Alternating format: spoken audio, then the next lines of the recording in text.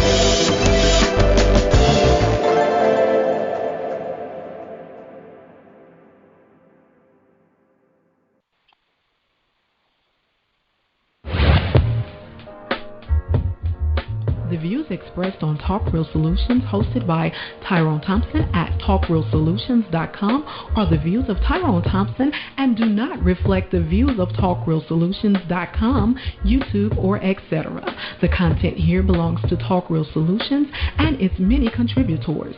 Views and opinions expressed by all contributors belong to them and not TalkRealSolutions.com or Tyrone Thompson, the host, or etc.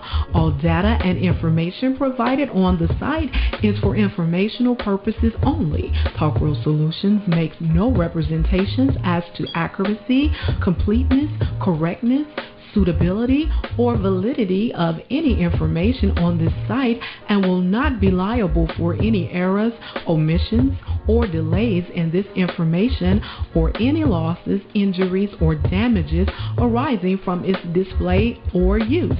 All information is provided on an as-is basis.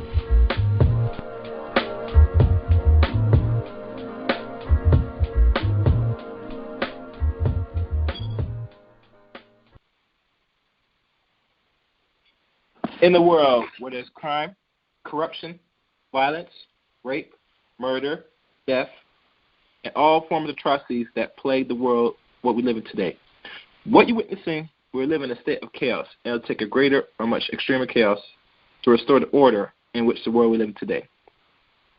Hello, black people. This is Chaos here. Tonight is a night where, like many shows, I don't really emphasize the severity or the dangers or the potential dangers of what is ahead for the descendants of slaves, those people of America, what is possibly coming, potentially. But from what I've glimpsed, it has to be talked about. So before we go into tonight's discussion, I'd like everybody to go to TalkRealSolutions.com. Under TalkRealSolutions.com, you'll see a 3-point plan for black empowerment, black achievement. And under that 3-point plan, you'll see a list of black-owned banks located here in in the United States of America. Also,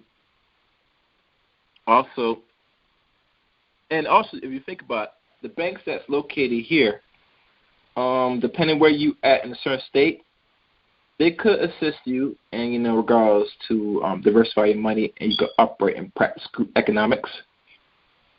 But even tonight's discussion, it's going to be questionable moving forward. But that all the information is there on the website on TalkRealSolutions.com.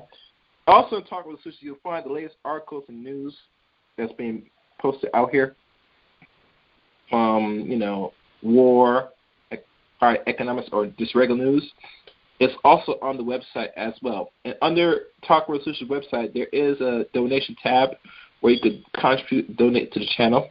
See wherever you can, and with wherever the word value of the show is, you could donate there. Also, you'll find all episodes, including this one, on YouTube. You could type in Talk Real Solutions on YouTube. You'll find shows like the T.R.S. News, which is one of the more popular, more informal news shows. I advise, every Thursday, tune into that. Also, you got ABC show, and you got regular Negroes on here doing open mic and, talking about whatever the hell they're talking about. But, this show, all shows are pretty much broadcast 6 to 7 days a week, including this one, Chaos Rain Show. So, if you missed this show, you can go back to that particular piece, depending how long it is. But like always, I always upload my shows on my channel, Chaos Rain channel. So if you're not subscribed to Chaos Rain, I advise subscribe to it as well. I put some of the shows that I do on there as well. A much more shorter and condensed version.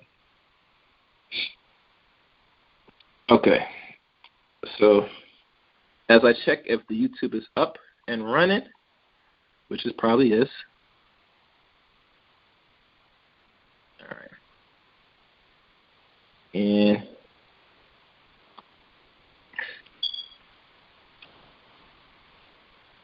all right, tonight's show.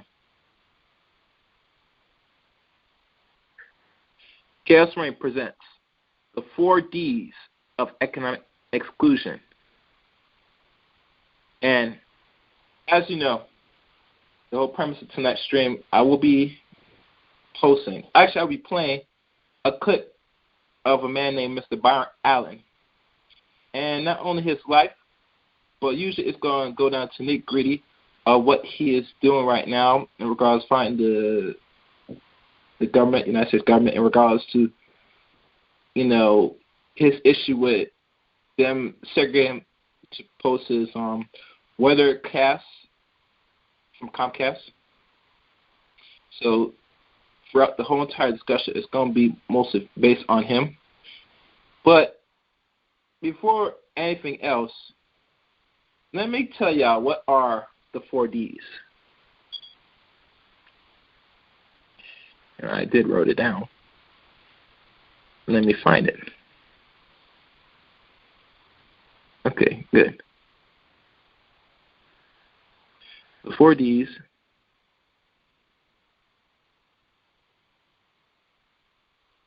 As I try to find it.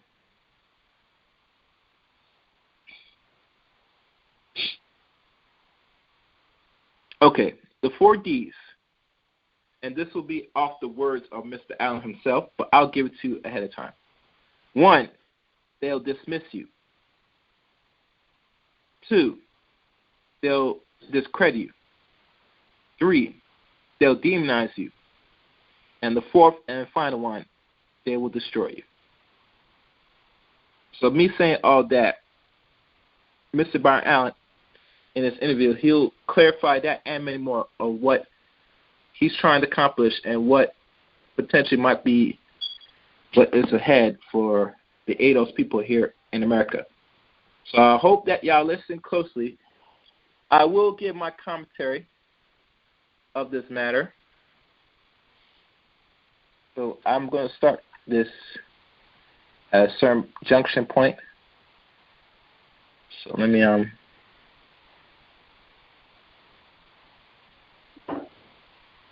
okay. Wake that ass up early in the morning. All right, let me do this.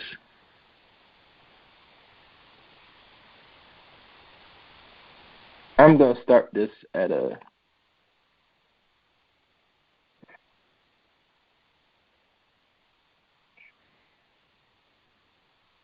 We're going to start this at the 5-minute mark.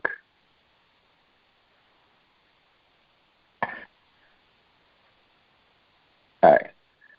Listen good with my commentary. Enjoy. Every day and didn't even know it. And these guys were trying to figure out how to put 36 hours in a 24-hour day. And that's what I wanted to do. I wanted to go to the factory with them. And it was just a game changer to see how television was made. So I started doing stand-up comedy when I was about 13, 14 years old. That's how I got first introduced to you as a comedian. Yeah. I started when I was a kid because of watching Red Fox and Johnny Carson and all of these comedians. And I said, you know what, I'm going to start doing stand-up. And I went to the Comedy Store and I did my routine. And a guy saw me, a terrific guy named Wayne Klein. He saw me and he said, who wrote those jokes? And I said, I did. He said, I know somebody who might be interested in writing with you. I said, all right. Gave him my phone number. And I got a call like a week or two later. And this guy calls me up. He goes, let me speak to Byron. J.J. Walker. There it is. I go, this is Byron. He goes, this Byron. I go, yeah. He goes, my man Wayne Klein says you're funny. So if my man Wayne Klein says you're funny, you must be funny. I said, oh, thank you. He goes, you want to come write some jokes with us? I go, all right, let me ask my mom. And he was like, oh, he's got to ask his mom. So I started writing jokes with Jimmy J.J. Walker. I went to his apartment. I was 14 years old. And in his living room. What kind of apartment did he have? Did it look like the Good Times apartment, or was he making money? He was making money. Okay. He was hotter than the sun. He was on Good Times #1 show. He was lighting it up. And I go into his apartment. Sitting there is David Letterman, who had just driven out from Indianapolis in a red pickup truck because he didn't think he was going to make it and he wanted to drive home. And Jay Leno, who was sleeping in his car. Wow. And they were getting $200 a week, and I got $25 a joke. $25 a joke to write. Yeah, so I sold my joke. I sold a joke to him. Mothers say the craziest things. This milk smells sour. Here, taste it. Boom. That was it. $25. And I was able to quit my paper out. And that was great because I was throwing the Herald Examiner, and I had to throw 2 newspapers to make a penny. And so I thought, okay, I've made it. And I started doing stand-up. And kept doing stand-up and kept writing. And I was really fortunate. I ended up being the youngest comedian on The Tonight Show with Johnny Carson. And that went really well. And I remember standing behind the curtain. And I said, all right, the next 5 minutes here, after he introduces me, will change my life forever. And it went well. And I got a number of offers, and one of them was Real People, which ended up being the granddaddy of reality shows. And so Real People was amazing because it took me all over the country. And I was able to see America, and I mean small-town America, where you don't have stoplights, and it's, population 300 people.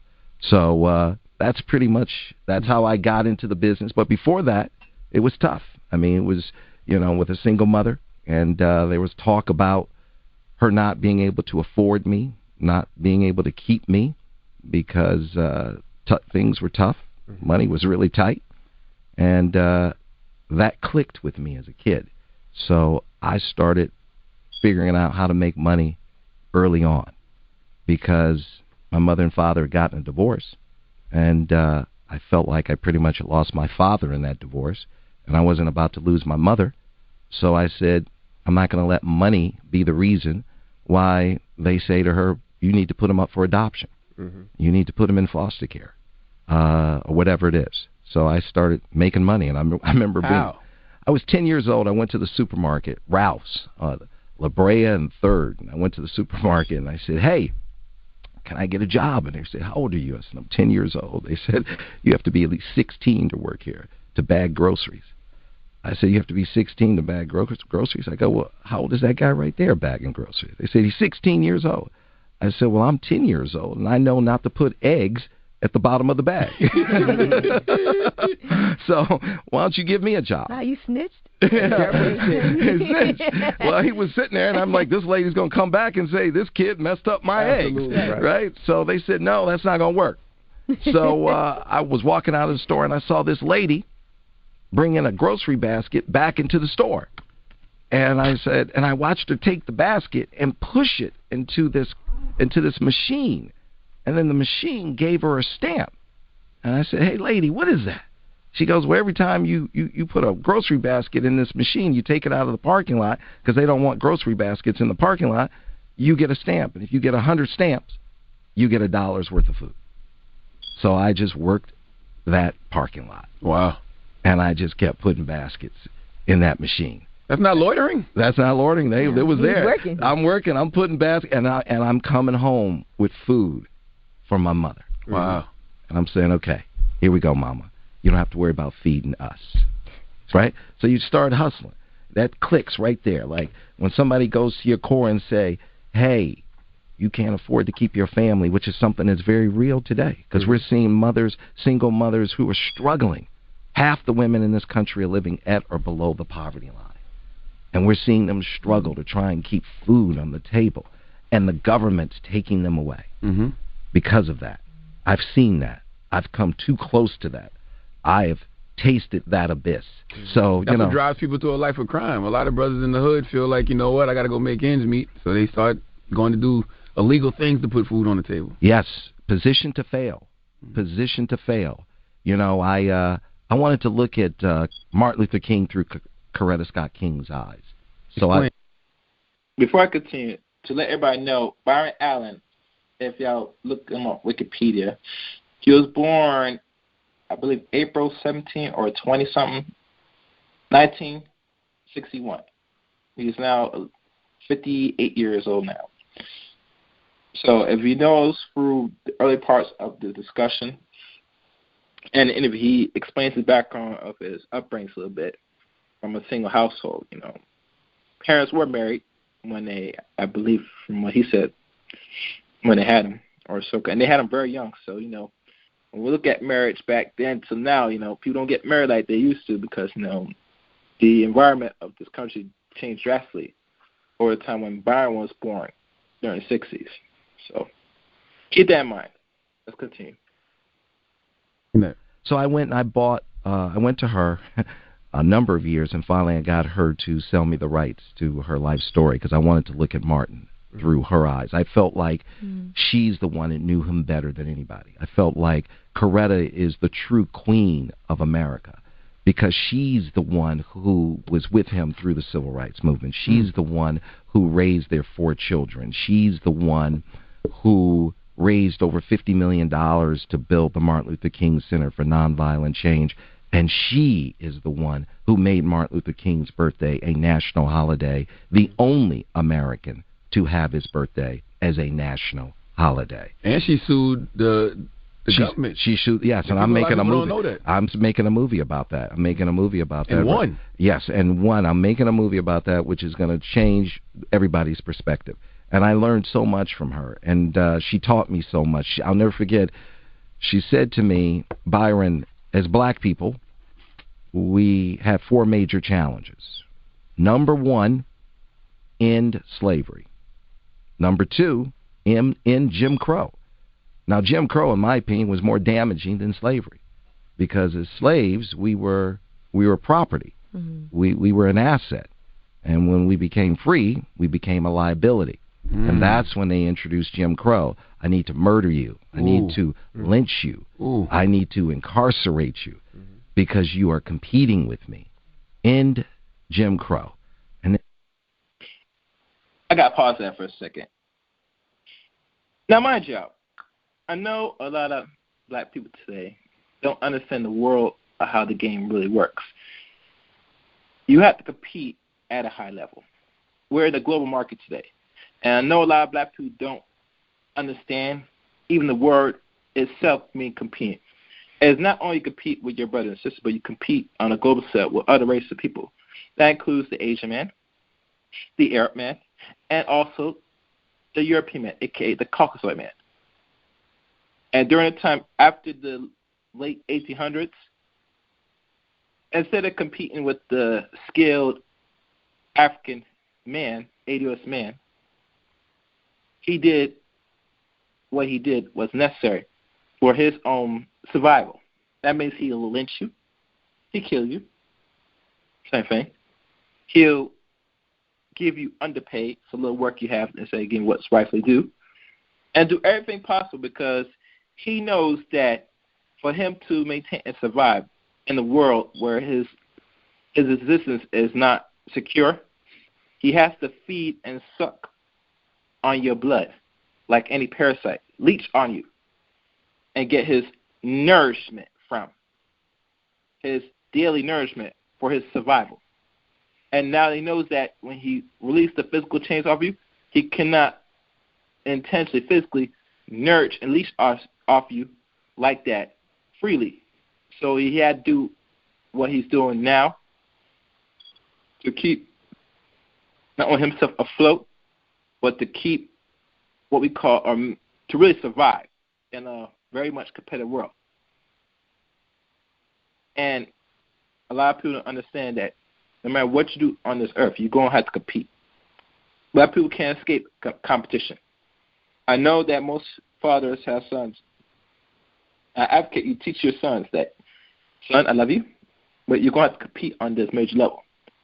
And the road to actual freedom and salvation and actual power will never be easy for you.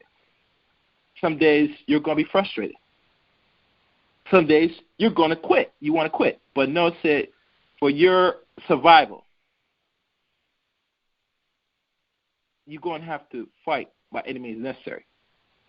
There's no way around it. Until the black male or the black man gets it through his no good head, he's always going to be looked at as second class. And not only second class, but he's going to look at as lesser than to a society, a system that structure your own demise. Let's continue. And she said, achieve, number 3, achieve civil rights. And then she choked up. And the next thing she said pretty much changed the way I looked at the world.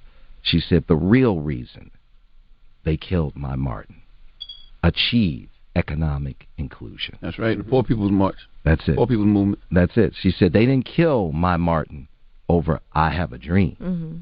They killed my Martin over the speech, The Other America. That's right. That's the speech. That's the speech everybody needs to know, innately. There are two Americas. One America has opportunity and access to capital and education. And what does it matter if I can sit at the same lunch counter as my white counterpart and I cannot afford the same hamburger? That's right. There are two Americas, and two Americas will not survive. That's why they killed him, the Poor People's March. Mm-hmm. He was going to deliver 500,000 poor people, mainly poor white people. Yeah, of all races. That would have been a game changer. That was the game changer. Yeah. He was delivering over 500,000 poor people to the nation's capital.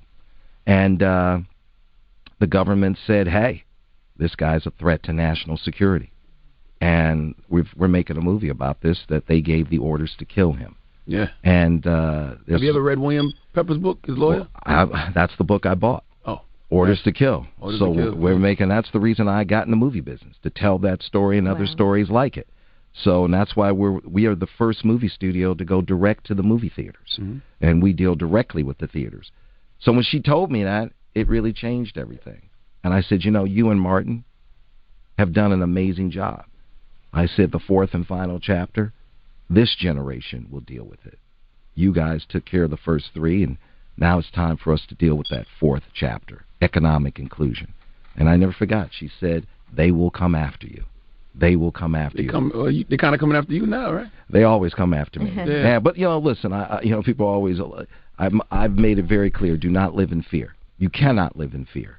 I burnt my knee pads long ago. A lot of brothers. So a lot of brothers say to me, they're going to blackball you. They're going to blackball you. And I'm like, hey, when your black ass was born, they blackballed you. You just didn't get the email. You were born blackballed. Mm-hmm. You've been positioned to fail. And you have to recognize where you are. And it took a lot for me to start to see what was going on. Having kids, taking my kids to school, taking my daughter Chloe to school when she was 2 or 3 years old, and she's in the back seat, and my other daughter Olivia, and my son Lucas wasn't born at the time, and my daughter Chloe started counting and telling me all the homeless people she was seeing out on the streets. Daddy, I see another homeless person. Daddy, I see another homeless person. Daddy, when are we going to stop to help them? How come we're not helping them, Daddy? 3 years old. And by the time I got to the next light, I started crying. I started crying because I realized I turned off my empathy button. Right. And this little girl... It was normalized. It was normalized. That's right. You got it. And this little girl turned that empathy button back on. And what was it about me that I was going to act like I don't see you? Mm-hmm. And I said, yeah, you know what? We are going to help them. what's going on here? There's a matrix that's happening here, and we're going to crack the code. And I couldn't stop thinking about it. And I said, you know what? It's the 4 Ds. It's the 4 Ds. What are the 4 Ds? They dismiss you. It was perfected on women hundreds of years ago. Just dismiss you. Hey, you know what? I'm not getting a fair shake here. They just dismiss you. Then. All right. As you know, Byron's going to go into the 4 Ds that I said before. Dismiss you. That's what they do. Just like a woman. Everybody got that feeling. Let them continue. Then you get a little upset about being dismissed, and you say, no, this is real. We have to really get this on track. Then they discredit you. Mm-hmm. Discredit you. Oh, look at that. Okay. And then you get really a little louder, a little bit more aggressive, not in a bad way, but like we have to really deal with this. Then they move on to that 3rd D, and they have to move on to that 3rd D to get right with their Christian selves. They demonize you. Mm-hmm. Hear that? Demonize you. Y'all know that a lot of Christians out here, and we got a whole bunch of black people that fall Christianity. That's 3rd stage out of everything when you try and push narratives. They go and demonize you. You're the devil. You're evil. This and that. 3rd. I'm not sure if y'all know any examples of many people that were doing good things. One of the few stages that they do to incriminate them or discredit them, one of those is demonize them. You get me? And then once they hit that 3rd D and they demonize you, they have a green light to go to that inevitable 4th D, destroy you. Right. And destroying is one thing that a lot of Negroes are afraid of. Once they get through all 3, and once they have that light to destroy you, So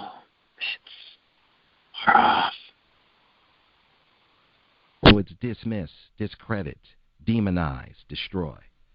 And I watched and I looked at it and I said, wow, what is going on here? And I said, we are positioned to fail because of the nature of how we came into this country. We were brought here to create wealth, not to share the wealth. Mm-hmm. And you're brought here to build wealth, to make people wealthy, not to share it. And the moment we became free, we became a liability to them. And that's when they kicked in and said, here you go. I'm going to incarcerate you. And I say, listen, they get us in the schoolroom by making sure you don't get a proper education. Right.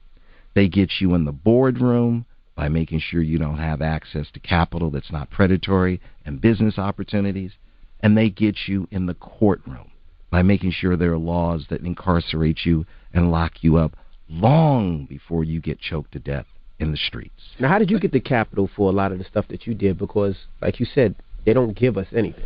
How were you able to get that mind frame and have that business mind frame to purchase and do some of the moves that you were able to do? Like how you pivot from artist to executive? Well, from watching that, understanding this, you have to understand where you are, understanding how you're positioned to fail. Mm-hmm. If you don't understand, if you don't get into that matrix, then you can't go to the next level. So I said, okay, how do we get around that? When you look at an Eric Garner getting choked to death in the streets, right? They didn't position him properly in the schoolroom to have that education so he can have access to that capital. So he wasn't standing on the sidewalk, but rather he owned the block. Mm-hmm. He owned the store in which he was standing in front of. How does that happen? Where he gets choked to death. Mm-hmm. It's happy. The battle is not in the streets. It's in the schoolroom. It's making sure we get a proper education. Right. It's in the boardroom, making sure you have access to capital that's not predatory. And it's in the courtroom, like we are in the Supreme Court. We'll talk a little bit about that. And this was something that, I started supporting Senator Obama long before Black America or anybody knew his name, right? Because he came to folks who had the capital to support. I was happy to support. And after he became president, I said, I'm not any different than anybody else. I have an agenda. My agenda is that I want for all Americans to have equal access to capital and opportunity, especially African Americans, the furthest left behind. So I said, I have two asks of you. I said, you just spent $700 billion to bail out the banks. And I want you to audit the banks and see if they're lending money to black people. Not minorities, black people.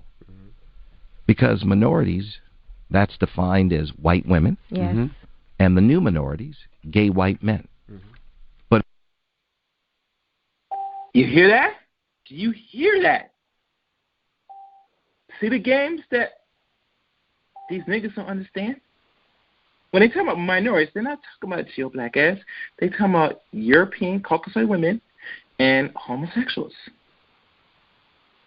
They're using word tricks on y'all to what you were supposed to be given. Ain't that beautiful? That is so sinister, so sinister. But that's how the game works, because you don't understand how the game is being played.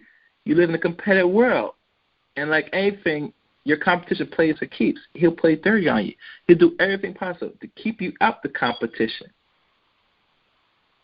Know this, understand this, love it, and respect the game.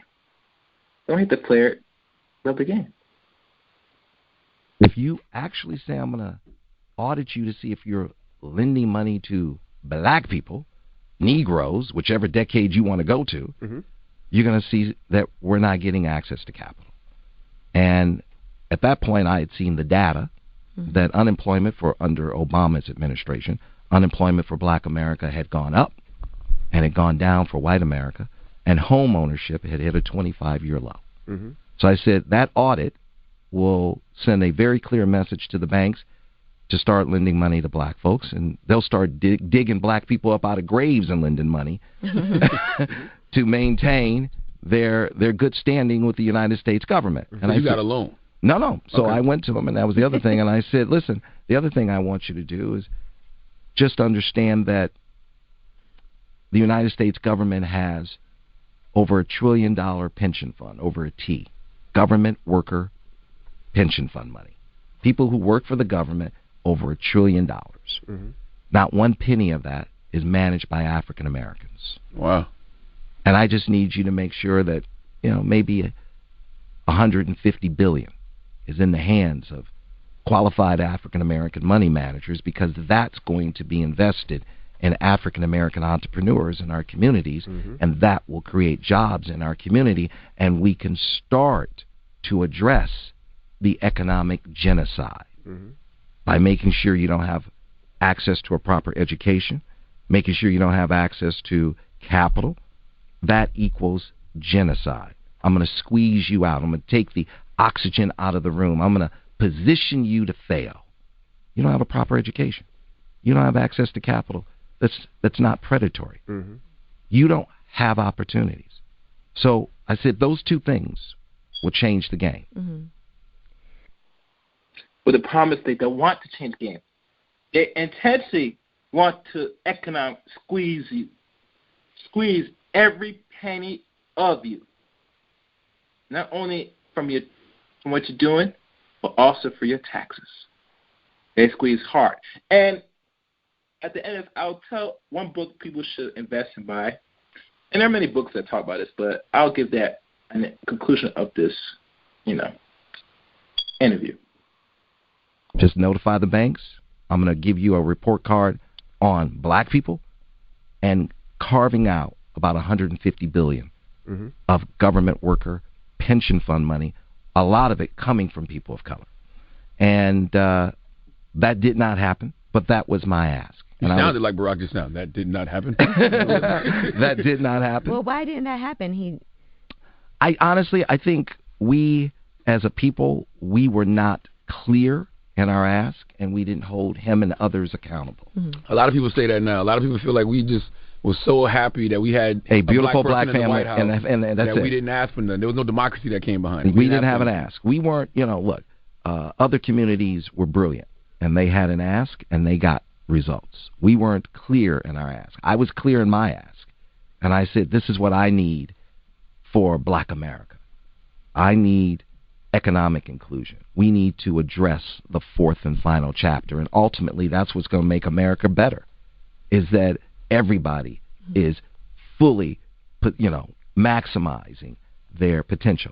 Can I ask you about higher education? You still ain't tell us how you got the money, though. Oh, how I got? Oh, you want to? Okay. How you got the money? Comedian, writing jokes, getting the money. Able to buy the Weather Channel. He's trying to get all of y'all money. How'd you get the money, Byron? You ain't take us to the. Okay, my money's easy.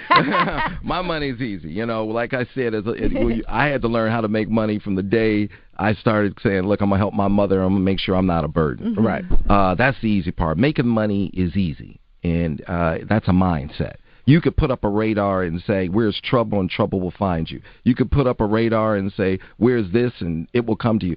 But when you put up that radar that says, okay, how are we going to make money in an honest way, in a legal way, you're going to figure it out, especially today with the Internet. Yeah, but with $300 million to buy the Weather Channel? By the way, $300 million is not a lot of money. And so I think. Okay,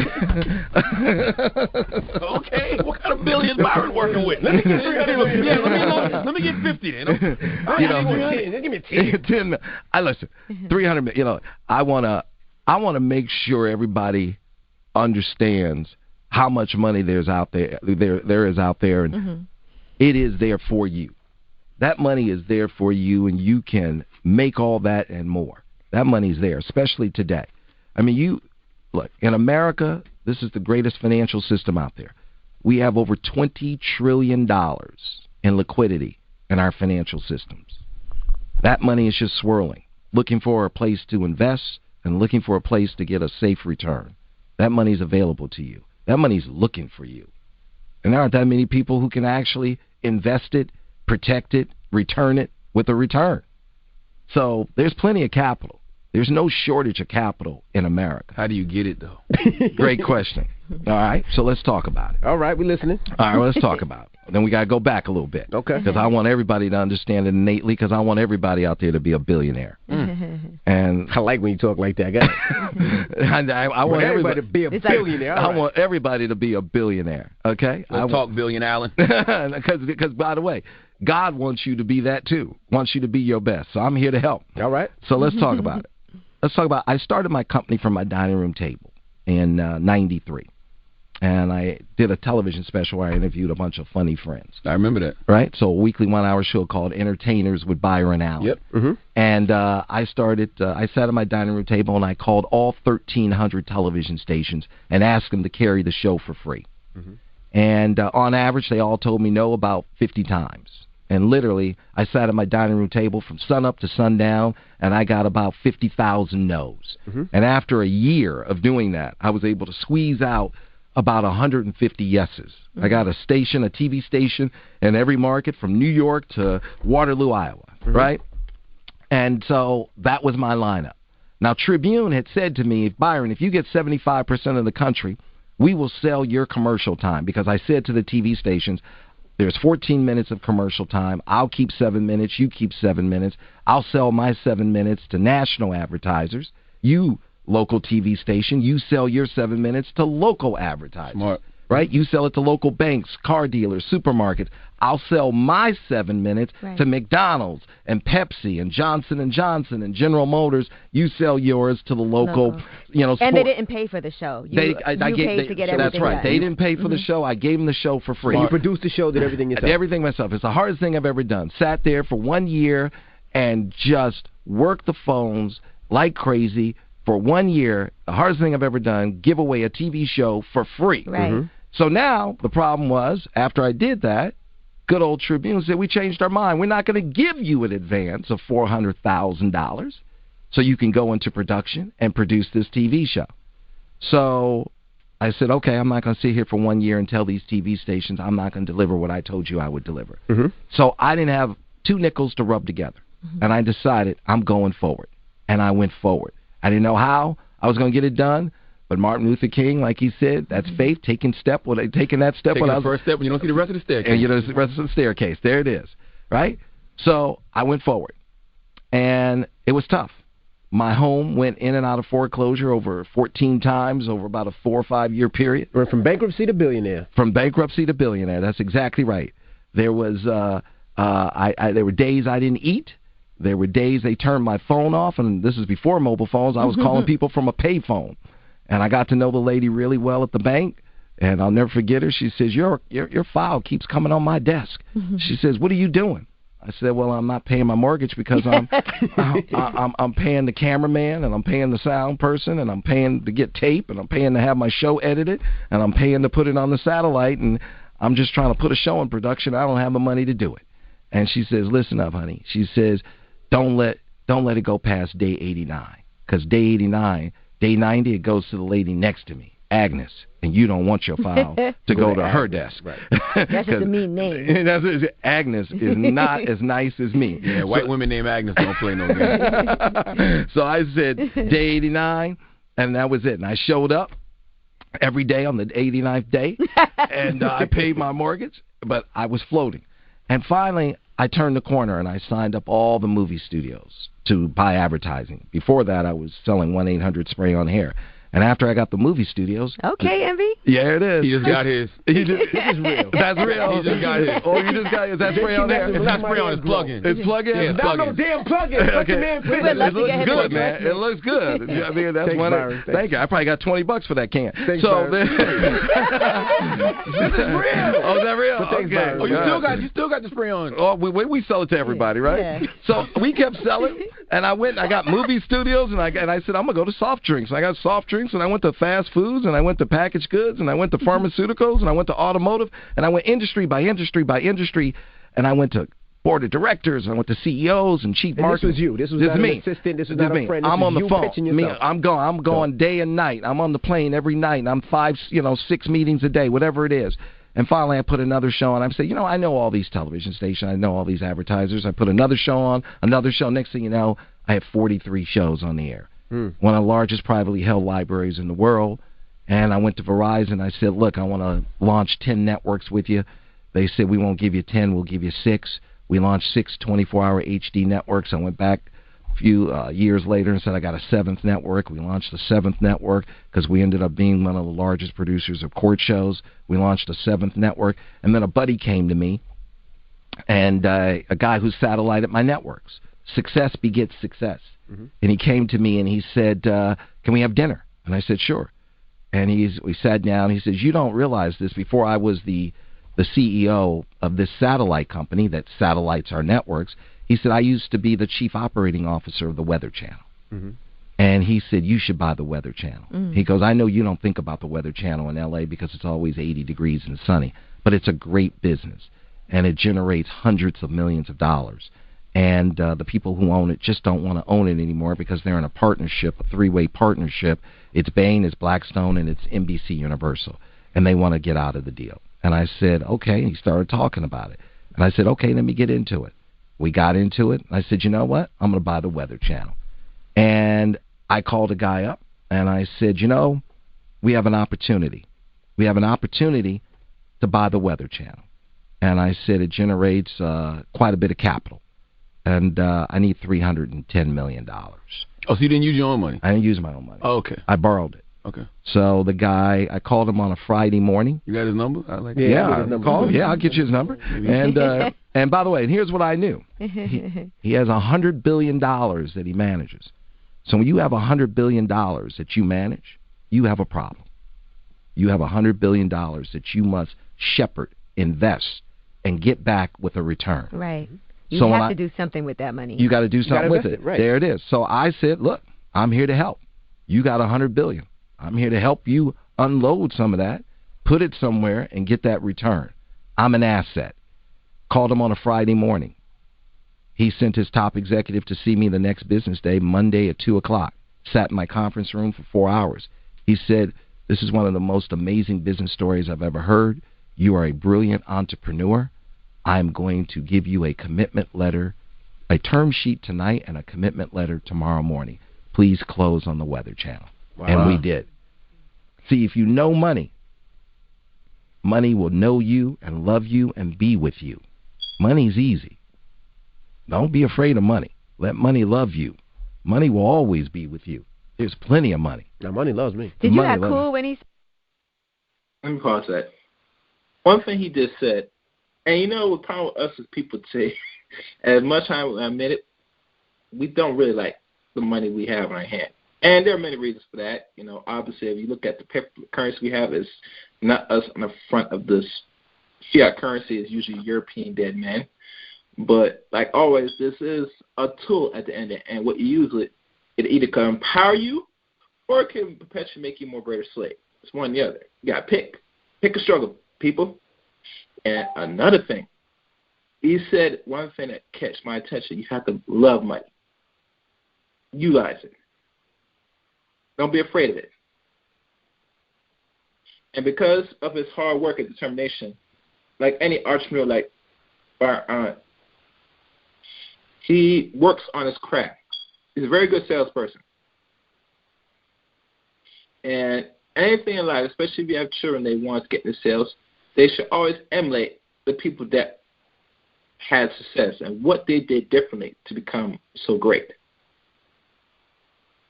If your children, boys and girls, want to be a salesperson or an entrepreneur yourself, you got to learn how to sell to a person. Because if you know how to sell, you can never go starving. Keep that in mind. Let's continue. Said that, or were you like, all right, thanks, man, or did you give a little scream? No, I said like I'm here to help. Like it's I'm here to help. Because in my head, when he said yes, I'm going to give you that commitment letter tomorrow. Yeah, I would have been like, but that's not the first time you've done something like that. You purchased 11 small market networks from USA TV. Well, you know, right? one of the first things I purchased a movie distribution company, Freestyle Releasing, because I wanted to go straight to the movie theaters. Because we as African Americans, we've never had that, where we control our distribution right to the movie theaters. And I bought the Griot, and the Griot is an amazing African American publishing. We love watch the Griot. Natasha on there all the time. Natasha's the great one. She's amazing, and Todd Johnson just came on board to be our fearless leader. And I felt it was important in buying the Griot to own, you know, our voice, to own our position in the marketplace, to really control our narrative. You know, it's very important to me because when my children were born, I had a guy say to me, you know, a white guy, he says to me, why is it important that you have black ownership? You know, what's wrong with black targeted? Because there are a lot of black faces. And I said, I'm glad you asked me that question.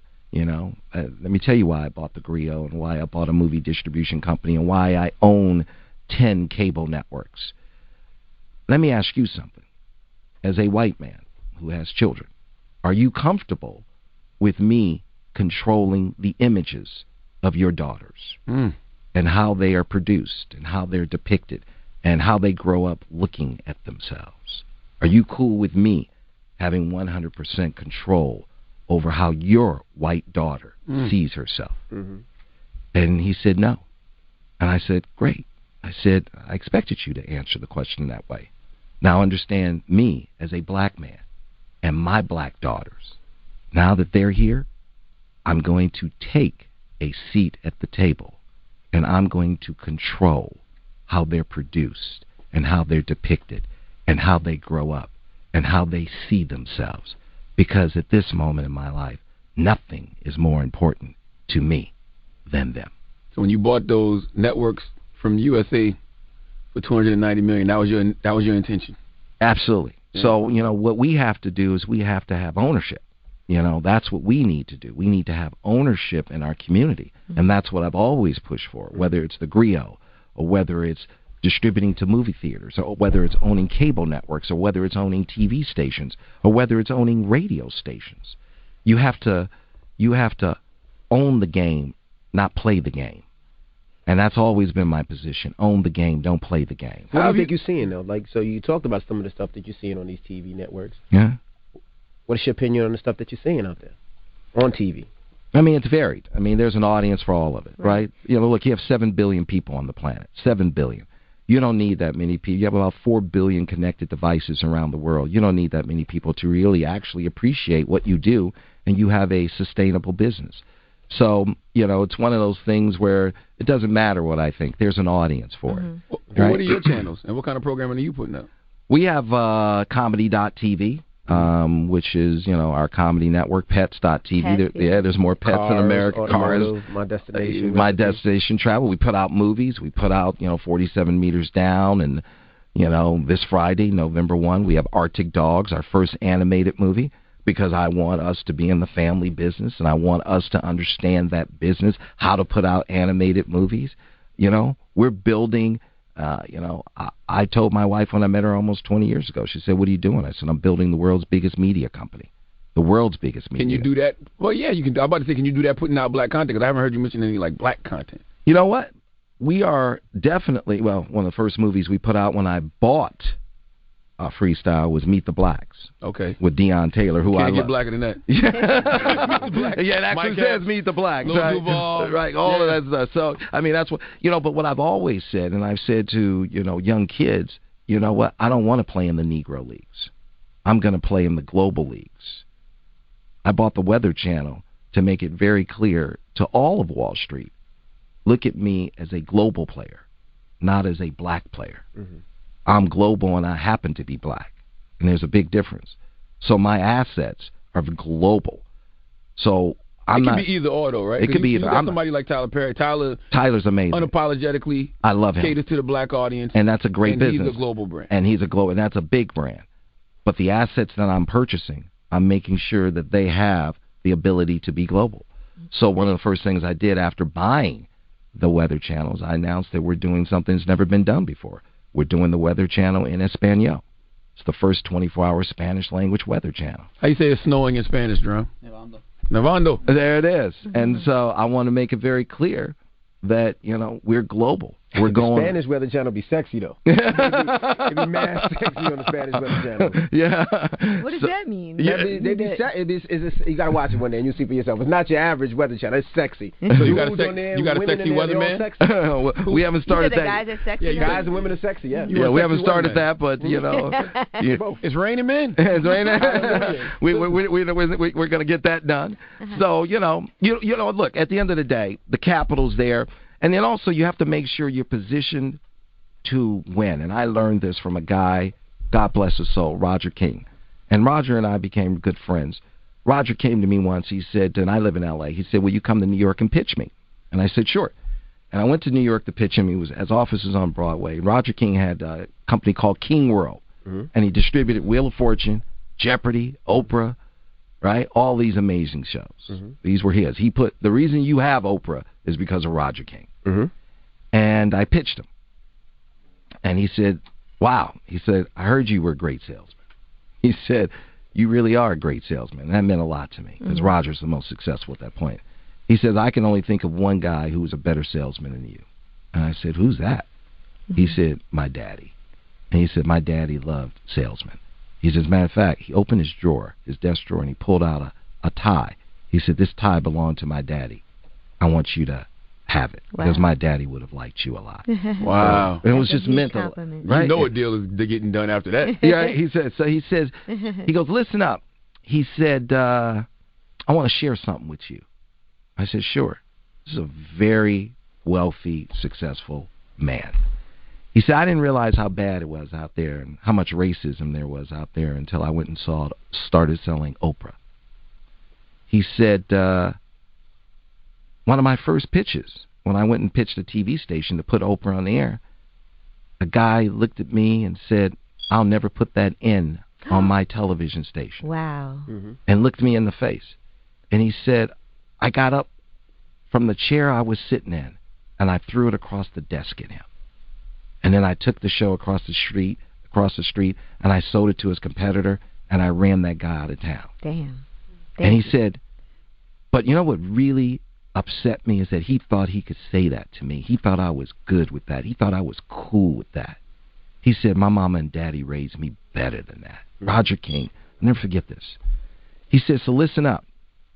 He goes, I know you've been calling all these television stations from your dining room table. And you've been calling them every day, sun up to sundown. I just started my company. He goes, and I play golf with a lot of these guys, and they're laughing and joking about how much you call them and how they're not going to call you back, and they're not going to. And he said, and they're not going to do business with you because you're black. And he says, I don't like that. I'll never forget this. He says, so listen up. He goes, I'm having my birthday party at my beach house in New Jersey.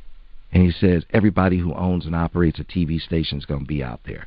He goes, I hired Paul Anka, the Four Tops, and Elton John to celebrate my birthday. They're doing a concert. And the Sarducci brothers are doing a half-hour fireworks show. He goes, please be at my beach house this weekend. I go, okay. I didn't even have the money to get out there. I took the bus all the way out there. And I get out there and say, man, I hope I'm on this man's list. And I get there, and I go, I'm here at Byron Allen, see Roger King, go, oh, yeah, the boss has been looking for you. He keeps coming out and going, where are you? So I go in, and he goes, Byron Allen, now this party can get started. And he comes up. That can mean one or two things in Hollywood, though. Yeah. He comes up, he gives me that bear hug. He says to me, who here is not returning your phone calls? Ooh, on the spot. Right there. And I said, everybody? He goes, watch this. Hey, Bob, put down that guacamole. Come talk to me. He says, Bob, do you want to renew Wheel of Fortune, Jeopardy, and Oprah? And the guy is just kind of nervously laughing. Of course, because if he didn't, his job was over. He goes, do me a favor. He goes, call Byron back. Figure out some business with him, and then we'll talk about what I'm going to charge you for Wheel of Fortune, Jeopardy, and Oprah. And he did that for the whole, and he got up on the stage. We got the Four Tops, and we got Elton John, and we have the hardest working man in Hollywood here in my backyard, Byron Allen. This is the kind of guy you want to do business with. And I never had enough. Game changer, right? And I never realized that persisted.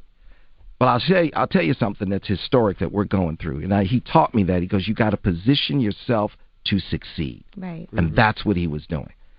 So the Obama administration came to me because these big corporations were trying to get bigger. I got to pause this. Now, we all know our beloved, I think he's the 44th president, Barack Obama. And you hear a lot of black people say how Obama did so much for so-called black people under 8 years term he served as president. And I hear stories hearing that. I hear even now some people say that he reduced the black employment rate, which is questionable, and other things that he so-called accomplished. But at the end of the day, and mind you, for the last few days, they've been talking about Mr. Barack Obama. But here what Byron has to reveal to y'all so-called Negroes that love good old Obama. They were trying to buy bigger assets. And so the Obama administration came to me and said, Comcast wants to buy this and Charter wants to buy that, blah, blah, blah. Are they good corporate citizens? And I said, do you want the Hollywood answer or do you want the real answer? They said, we want the real answer. I said, the answer is not no, it's hell no. They're not good corporate citizens. They said, how do you figure? I said, well, the industry spends $70 billion a year licensing cable networks. $70 billion. And African-American owned media gets zero. And that's not fair. And they say, we hear that a lot, but what are you willing to do? They said people are afraid to speak up because of reciprocity, of repercussions. And I said, I'll speak up. And I said, but I'm going to do it in a way we won't have to deal with it anymore. So I filed these lawsuits that ended up being historic. I filed a $20 billion lawsuit against Comcast and a $10 billion lawsuit against Charter. And why weren't you afraid to do that as a TV guy? Once again, you got to burn the knee pads. And I knew we were positioned to fail. We didn't have true economic inclusion, that we weren't really dealing with the fourth and final chapter. So I said, we're going to do this the right way. So we took them to court, and downtown, one of the judges ruled in Comcast's favor twice. And the other judge ruled on the Comcast lawsuit, and the other judge ruled in our favor on the Charter case. Charter didn't like it. They said, let's go to the Ninth Circuit. I said, well, if you're going to take me to the Ninth Circuit Court of Appeals, I'll take Comcast to the Ninth Circuit Court of Appeals. Wow. So we went to the Ninth Circuit Court of Appeals. And then something historic happened. The Ninth Circuit Court of Appeals ruled in our favor not once but twice on both Comcast and Charter. Comcast was very upset about it and said, well, we're going to take this to the Supreme Court. Mm-hmm. And now... That's going on now. That's going on now. Now we're going to be in the... Now, what he's about to say, I want y'all Negroes to listen and hear him good. I don't give a crap how many times y'all been listening to this interview. I think I listened to now, this is probably the 4th or 5th time. I think it's 4, maybe 5 times. Where how many times I've gone through this. This is the one thing that caught my attention. And not much people are talking about this. People that are labeled the pro-blacks. Unfortunately. And I'm just keeping it 100. And mind you, I don't subscribe to every channel, and I only got eyes to see and ears to hear. But I have not noticed anything circulate of this sort of information that these so-called Negroes are talking about. So listen closely, people. Supreme Court November 13th. You said you felt like that was an insult to the black community. It is a big insult to the black community because the truth of the matter is what I need the black community to truly understand, my case really isn't in the Supreme Court anymore. We, unfortunately, are in the Supreme Court. What happened was the Supreme Court said, we're not going to look at the Byron Allen case with Comcast and Charter. We pretty much agree with the Ninth Circuit. That's a dispute between you guys. But we are going to look at the Civil Rights Act of 1866, Section 1981. Now, what is that exactly? Great question. The Civil Rights Act of 1866 was put on the books after, so we were freed pretty much December of 1865. And instead of getting what some historians believe, reciprocity, 40 acres and a mule, we got this law. We got this law, and basically it says we will have fair contracting, economic inclusion in government contracting and in commercial contracting. Because they knew that the newly freed slaves, African Americans, were not going to be treated freely in commercial contracting and government contracting, and it was essential for us to be integrated into the financial fiber of America. So this law was put on the books 153 years ago to make sure we had an economic pathway for economic inclusion. 150. It's the very first civil rights statute in America. It gave birth to civil rights, and it is the civil rights statute that allows us to have economic inclusion and stop economic genocide. So what Comcast said, and the Ninth Circuit told them to get out of here with this, Comcast said, in order for you or Byron or anybody, any minority, to use this law, you must prove that the reason we discriminated against you is 100% because you are black.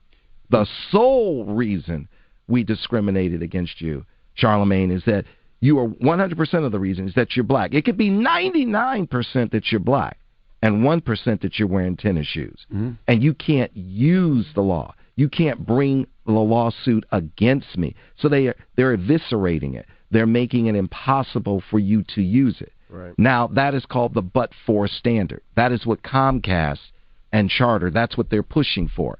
They're pushing for this civil rights statute to go away. Now, what the Ninth Circuit said in favor of black folks and all minorities, Hispanics, Asians, everybody, that it's not the sole reason, which is the but-for, it's the motivating factor. Okay. If any part of the reason, if they discriminated against you... It would be impossible for it to be 100%. But there it is. It's impossible. So it can't be used.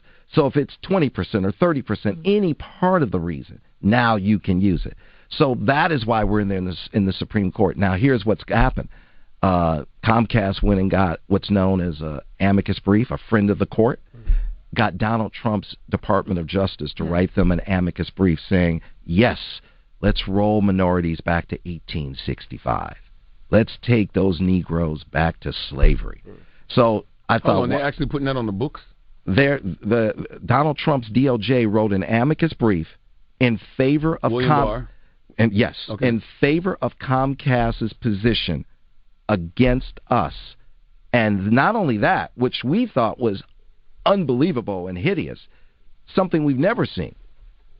Comcast said, well, listen, we have 30 minutes in front of the Supreme Court. And Byron has 30 minutes in front of the Supreme Court. But you know what we're going to do? Comcast, this is what Comcast says. We're going to give 10 of our 30 minutes in front of Donald Trump's Supreme Court. We're going to give 10 of our 30 minutes to Donald Trump's DOJ. So now, on November 13th, we're standing in the Supreme Court in a Donald Trump era where we've got Donald Trump's DOJ arguing against us to take the original, the first civil rights statute, and eviscerate it. Hold on now, Mr. Allen. Now, given the makeup of the federal courts, aren't you concerned that this new case can undo civil rights for a whole generation? It could take us back to 1865, all minorities. So is it worth it?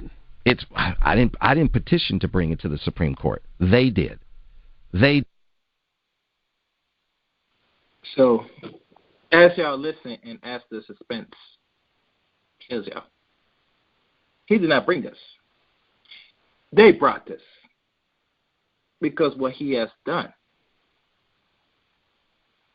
Now, mind y'all, I know this is not a big issue to a lot of Negroes out here. They figure, say, oh, well, let it roll back. Fuck it. Let's do all that. You know what I'm saying?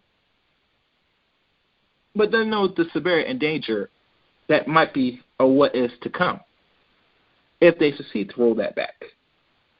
All what your ancestors have fought, bled, and sweat.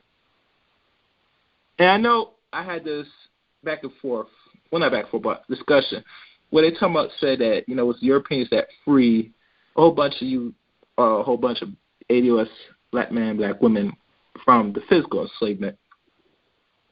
But we all know there was much more bigger things that played into the decision when Abraham Lincoln took office and the decision what he tried to do in regards to sustain this country and to keep up in what we call this first and beginning stage of industrial revolution back in late 1800s, because other countries, like I think Europe was industrialized, was in that stage, right?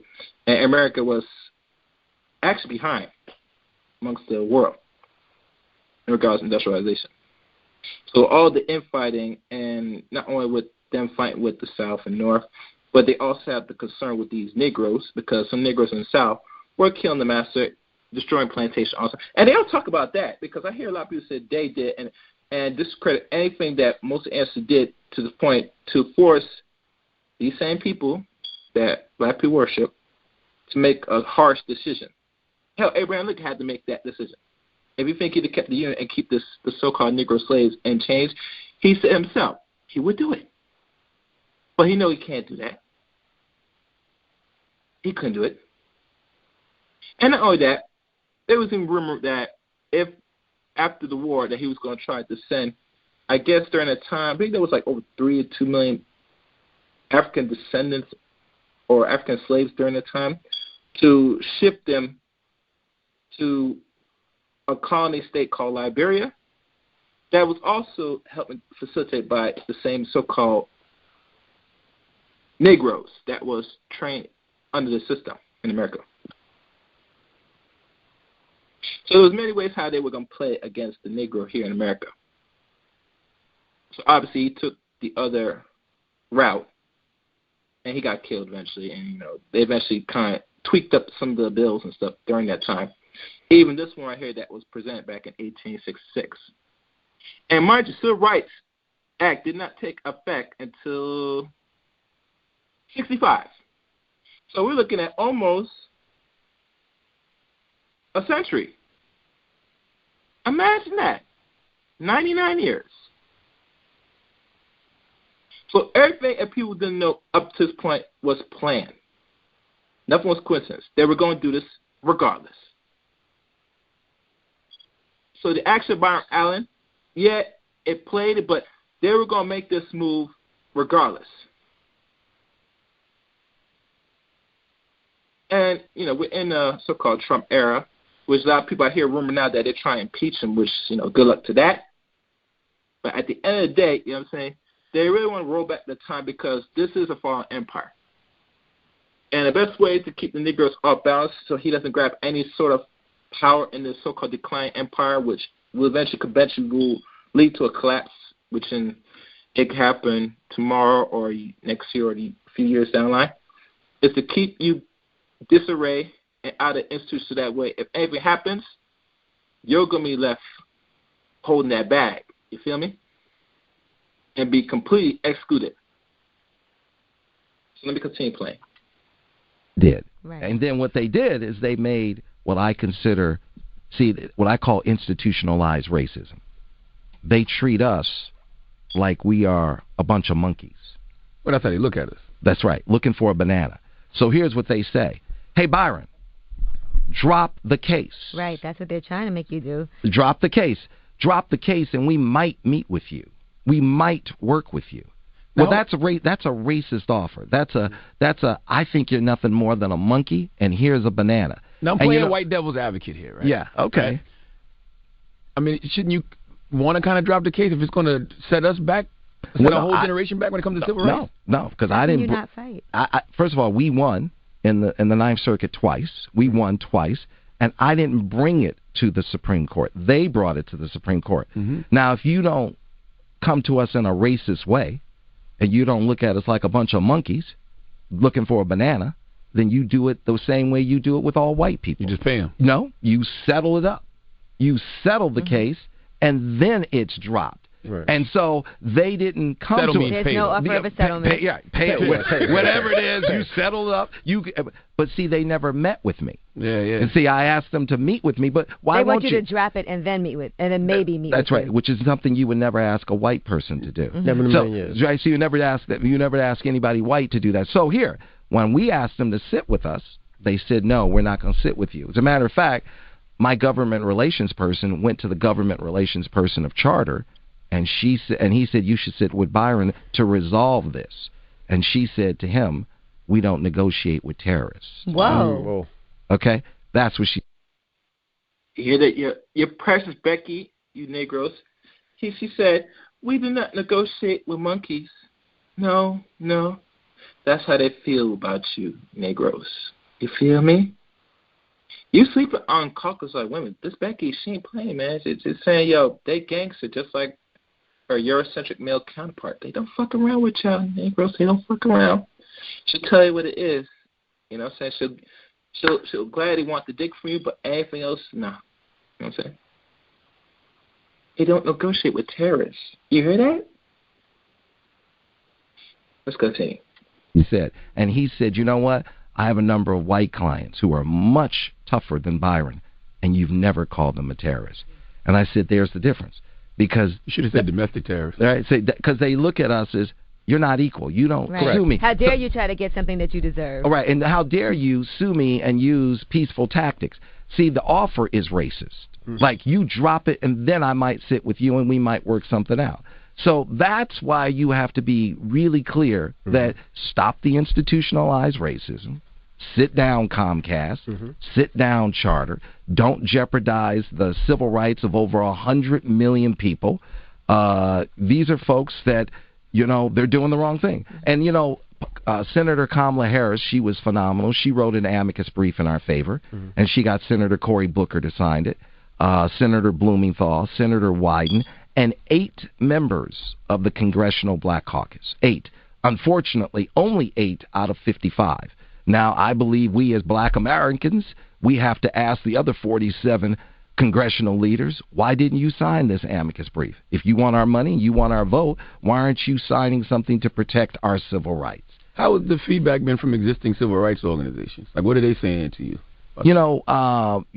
Michael Lawson is amazing. He wrote a phenomenal letter saying to folks, hey, he sent a letter to Brian Roberts and David Cohen of Comcast and said, this is wrong and you should sit down and don't challenge our civil rights.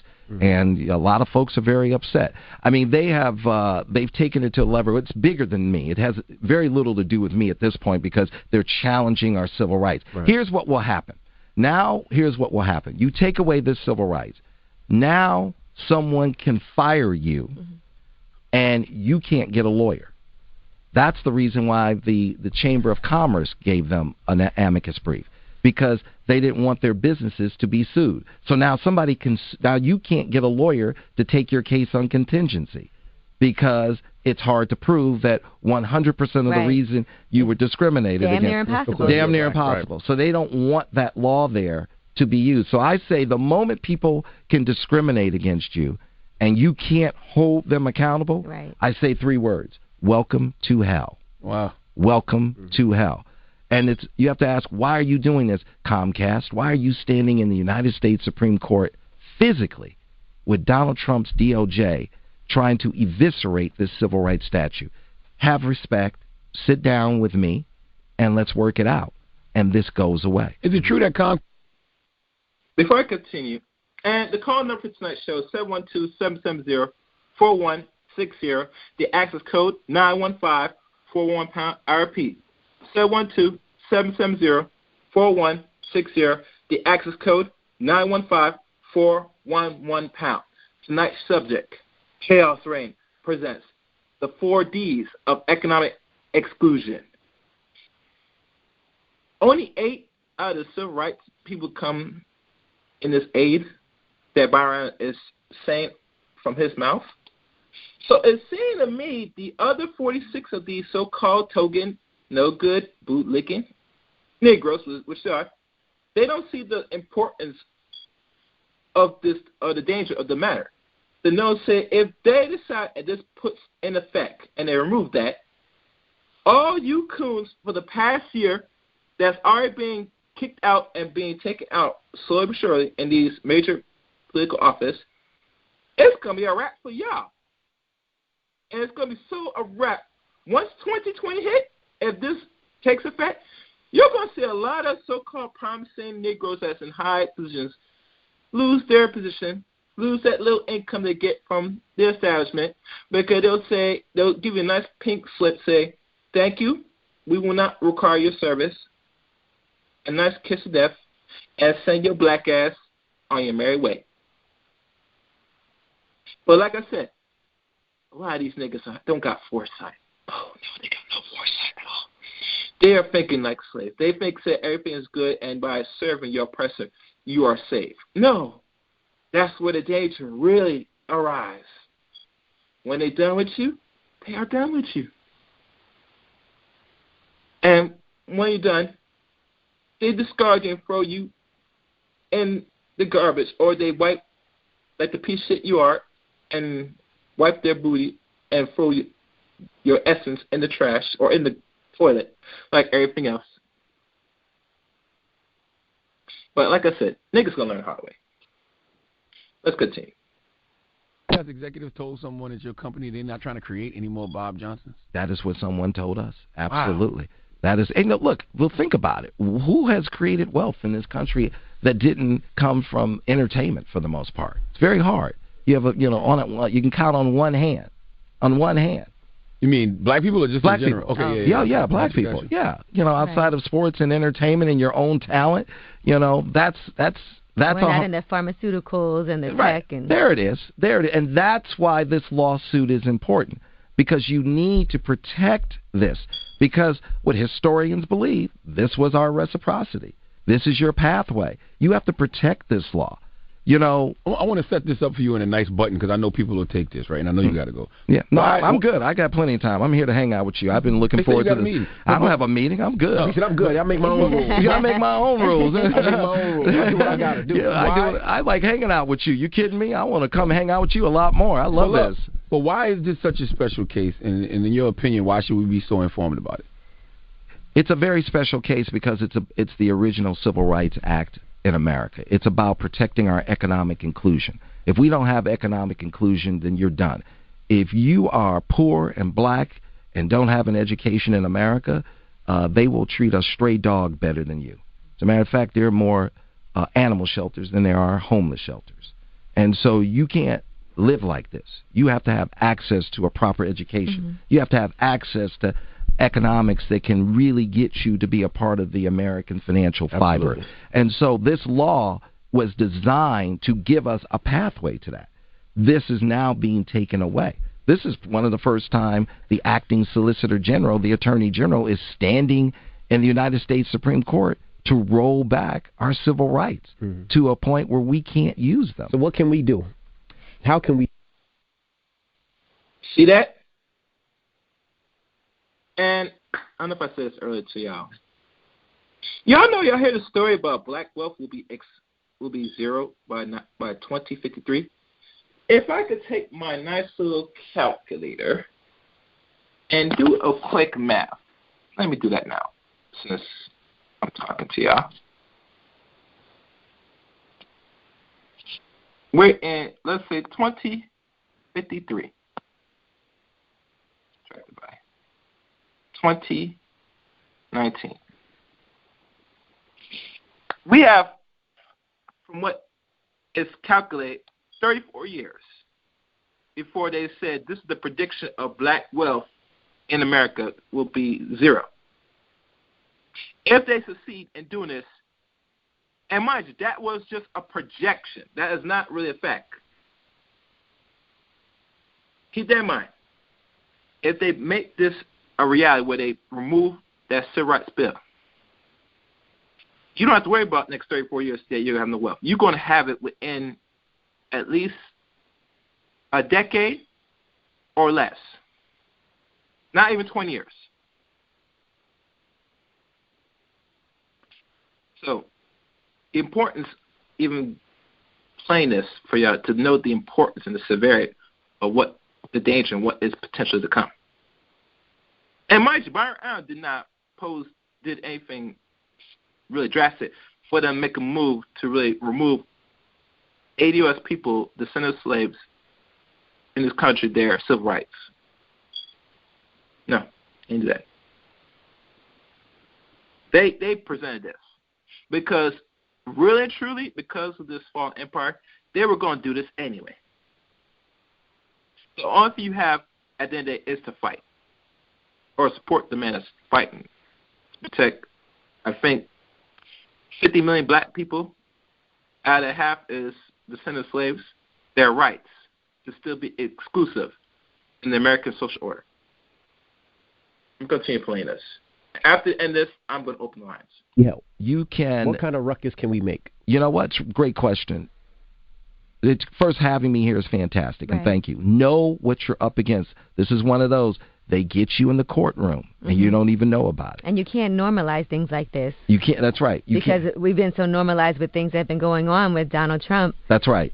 That it's like, okay, what else did we expect? That's right. You got to protect your civil rights. Protect your civil rights. That's what I want us to do. Protect them.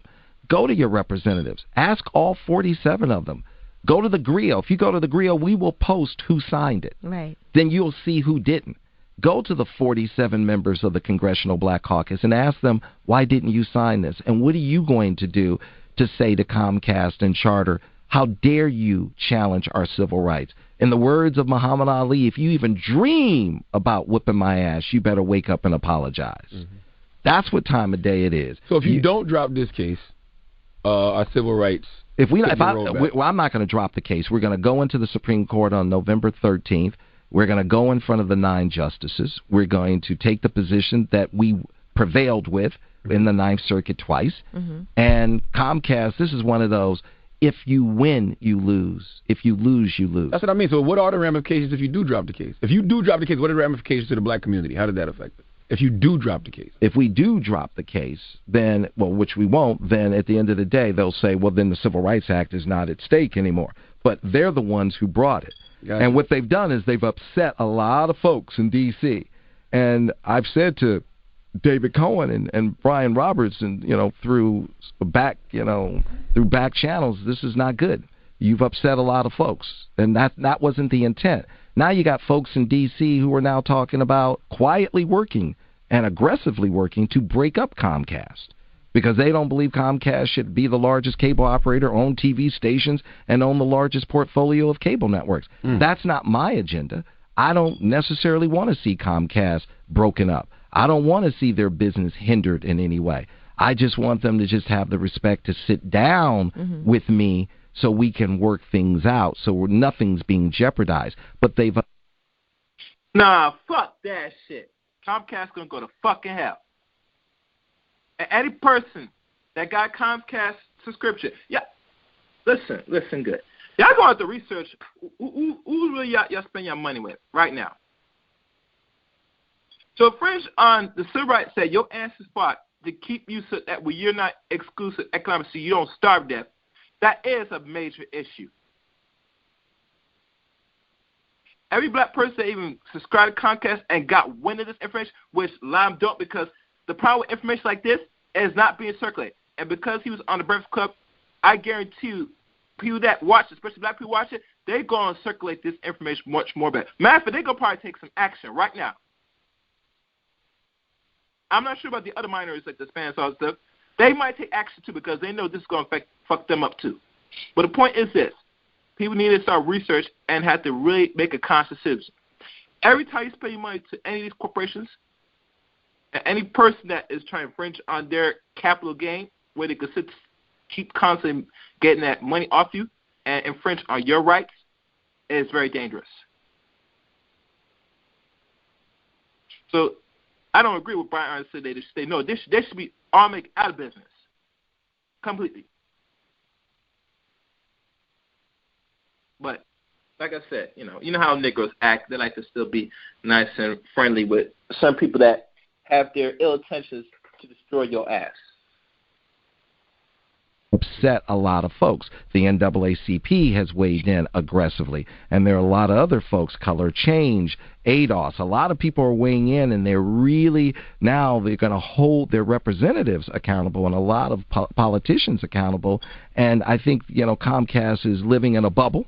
And I get it. David Cohen gets paid over $14 million a year and has a budget over $125 million to make sure that he donates money to black civil rights organizations and politicians to make sure that there are not any issues. But he's gone a bridge too far because people are truly upset because what's at stake are our civil rights that could literally take us back to 1865. I didn't take this to the Supreme Court. They're the ones who need to drop it. And we're the ones that are in the right. How much have you spent fighting this? Millions. I don't even keep track. Yeah, I really don't. I mean, I don't. For me, this is about. And who else is helping you besides yourself? Is there anybody saying, "Hey, I've doing this all on your own"? I've done this. I've spent millions, and at the end of the day, this was something I remember talking to Coretta Scott King about. Mm-hmm. This is the fourth and final chapter. We're going to have economic inclusion, and by the way, this is not an ask. This is a take. And we're not asking, we're taking because it's rightfully ours. We have a seat at the table.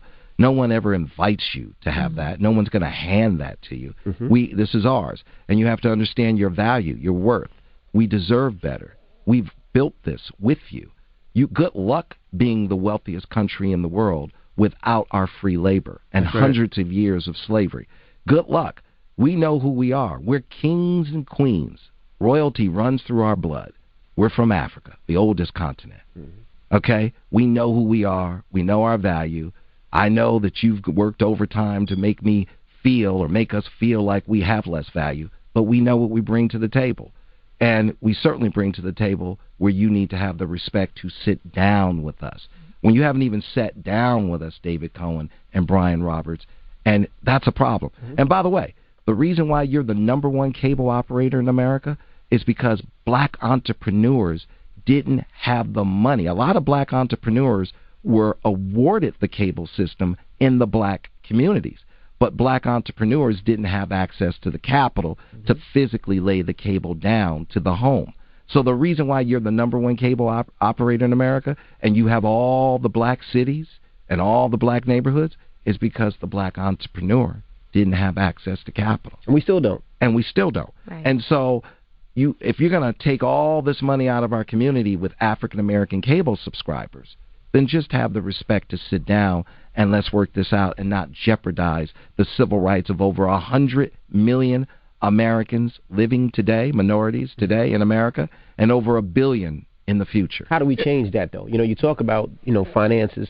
We can't get money. They're not lending us money. That's right. And the banks that we do have can't give us necessarily the amount that we need. That's right. Most of the time. So that's right. It's you have to have home ownership. Mm-hmm. You have to have home ownership because you need that home ownership. So especially when you have a child that's born. Mm-hmm. So when that child is 18, you can refinance that house and send that kid to college.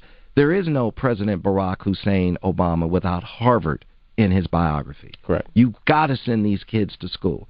That's what I was going to ask you earlier about higher education, because we've been having a lot of debates up here where people feel like it's not necessarily what we need to do. People are going into debt and spending a lot of money on an education and then coming out of school and not even knowing what they want to do.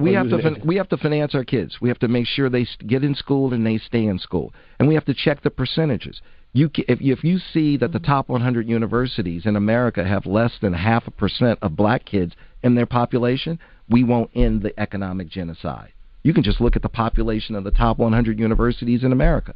And if you're 0.5%, then you're not going to get recruited by the biggest corporations, and the biggest Wall Street firms. You've got to get into these colleges. And we have to fund our kids in these colleges. And we have to make sure our kids have seats in these colleges. And what about HBCUs? You mentioned. Absolutely.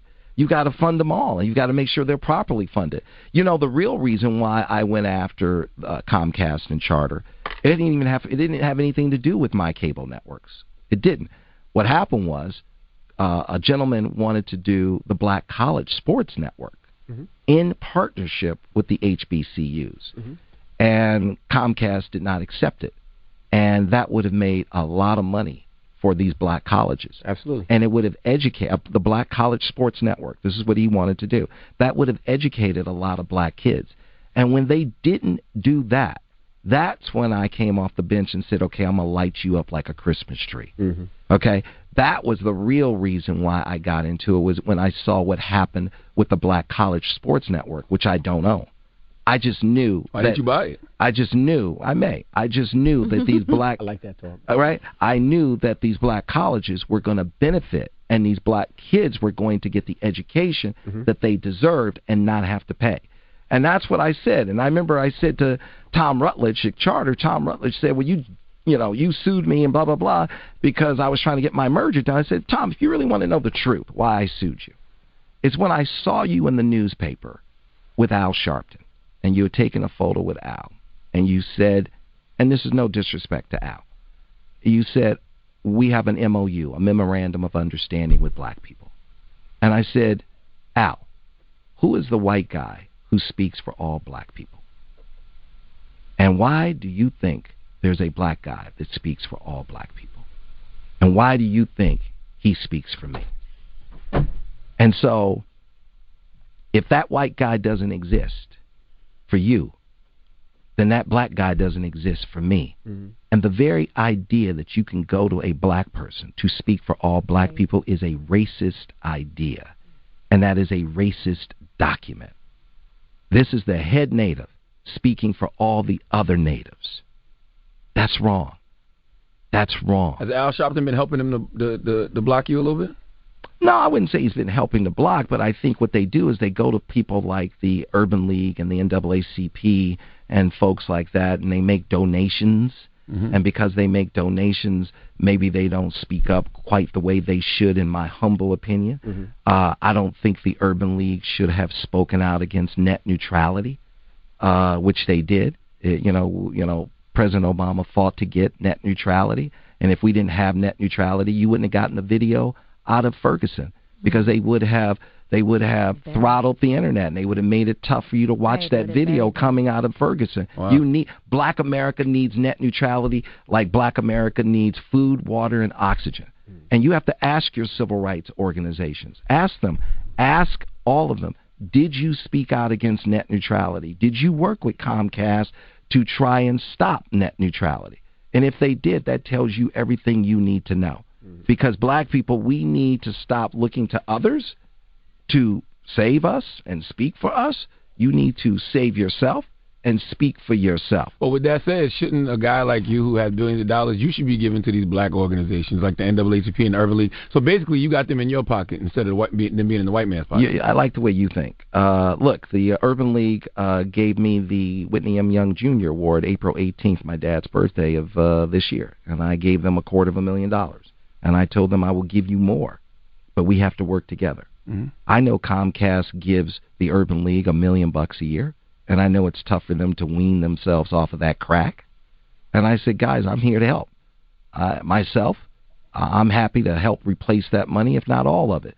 But sit with me and make sure you're doing the right thing. And there's plenty of folks. Black people, we're not poor. We have a lot of wealth in our community, and we're happy to lean in, and we're happy to finance our politicians so they can do the right thing, so they can speak up and speak out and protect our interests and make sure that we do get access to capital, make sure the banks are lending us money, make sure we are a part of that pension fund, $1 trillion pension fund, and making sure that our schools are strong and they are making sure that our kids are properly educated and making sure that we do have a seat at the table at these major universities. I know we keep harping on education, and I agree, but education is not going to stop racism. No. Because you're going through a racist situation right now. No, but it helps to equalize it. I don't know. I don't know if I agree. You with can't. that. When people are educated and they have money, it's tough to discriminate against them. I think when a cop sees a black person, they still do it. It does not treat you like a nigga, regardless of what your financial status is, your education. Absolutely, but you do have you have more resources, and you have greater resources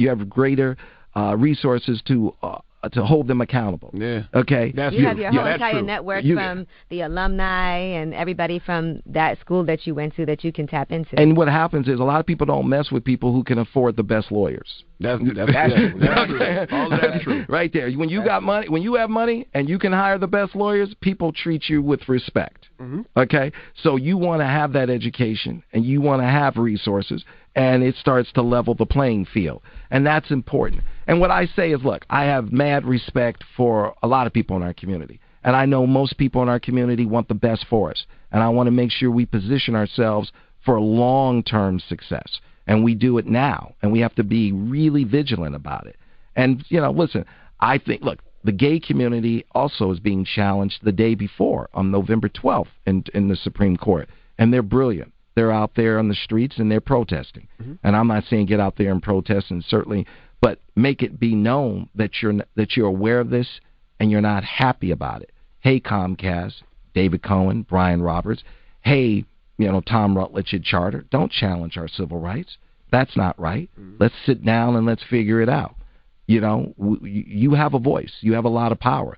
Also, you need to really talk to your representatives. When you have, 12 members of Congress that have leaned in and you have 47 sitting on the bench, you have to say, and why should we vote for you? And why should we give you money?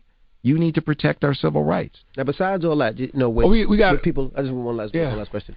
With people that look like you and that came from similar situations as you, yes. How are you helping those individuals? Because a lot of times, we support, but a lot of times nobody necessarily is reaching a hand back to the areas that we came from and say, let me help you so I can give you a jump start, something that I didn't have. I love it. But you have the opportunity to do that. Absolutely. That's a great question. And I do plenty of that.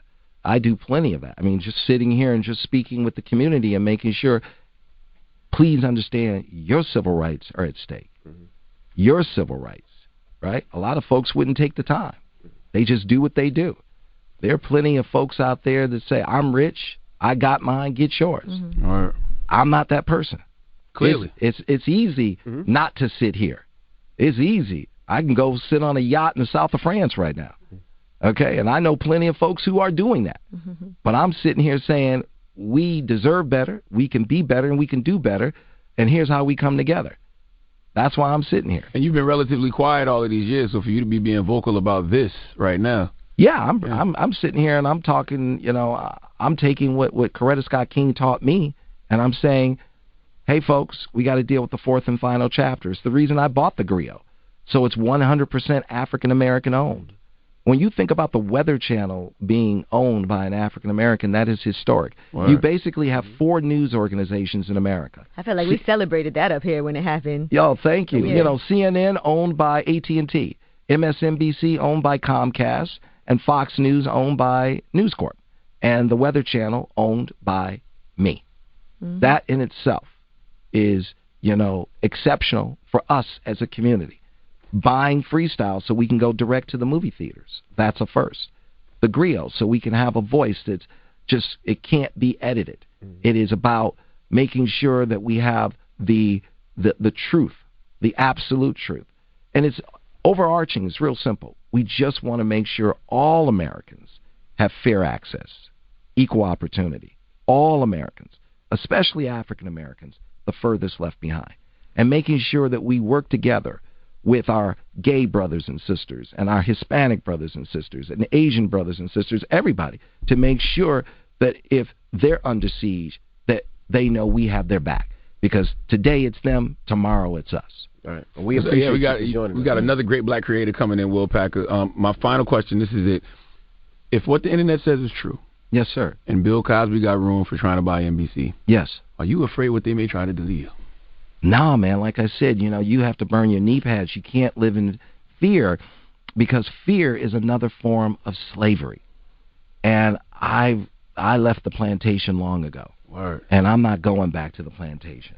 And, I made the decision long ago, I'd rather die on my feet than my knees. And don't live in fear. God's got me. God loves me. God put me here to do great things, and I will not let God down. Right. And when I finally go to heaven and God says to me, why did you help feed my hungry people? Why did you help educate my people that were not getting the education? Why did you help heal my sick children? Because I'm going to be real simple. God, you're my father, and I want you to be proud of me. And as long as I know you're in my life, no one can hurt me, and I am unstoppable. All right. Byron, motherfucker. All right. Yeah, that was nice a little bit. I played longer than usual, but, to get the point across. One few things to say, and I will open the lines. Yeah, education will help, but if people know, I did a stream on this almost 2 years ago, I believe. And now if we look at the debt in regards to education, the most of that, I think it's over 40 million Americans are still in debt. Out of the African population, I think more than half are black women on it. And it's nice that, our people are in the schools, but they're accumulating debt just to get this so-called paper education in certain fields that are either obsolete or they can't get employment. So there are many scenarios to correct this for black people to get ahead. I know most people don't push the entrepreneur, the gospel of prosperity from the black business school and stuff. It can help a little bit, but my solution to most people, and this is just me, and everybody else could probably give a proper response as open the lines, that you got to do everything possible to get by in this country, If you're going to go the education route, if your parents did not set a payment or any money aside set where you don't put yourself debt, you might have to work those jobs. Hell, you might have to hustle and write those papers to get those grants and scholarships. Do anything possible to cut that type of budget, so that way you don't come at the end with the holding the bag with all that debt. And if you're going to join and get any so-called degree, you might as well look into the technology field, specifically STEM, engineering, maybe some computer science. Or you could go to other programs like get a certificate in IT. If you're going to take those regular degrees like, no, I would just say this, and I'm always going to keep pushing this. I don't care who likes it. If you're not doing any of the three above, being a doctor, lawyer, or engineer, and STEM, which I now include, is the fourth, then you waste time going to a four-year university. And not only that, you could also deal with the community college to cut down instead of paying full tuition if you have to go to a four-year university. Always be smart, especially if you're not getting a free pass to college. Other than that, that's one way, and it's gonna be a point where majority of our students or kids that's already adults, they might have to start leaning into the entrepreneur route. And that's going to probably be the final stage moving forward in this technical/digital age we're in now. Because, these jobs might not be hiring, and they really slashing a whole bunch of jobs. The ones that people could simply do to get their little check, they're cutting that and have everything, I would say, over 80% automated. So be on the lookout. Always look at the projection of what is ahead and just try to get ahead of the curve. Cause we play too much catch up on here as black people, and that has to stop. That will not suffice you moving forward in the 21st century. So I think the interview that Byron did, it was very informative. And now, as I open the lines to hear your thoughts and opinions, or anything that you want to bring to the table to what you heard. The call number for tonight's show is 712-770-4160. Access code 915-411#.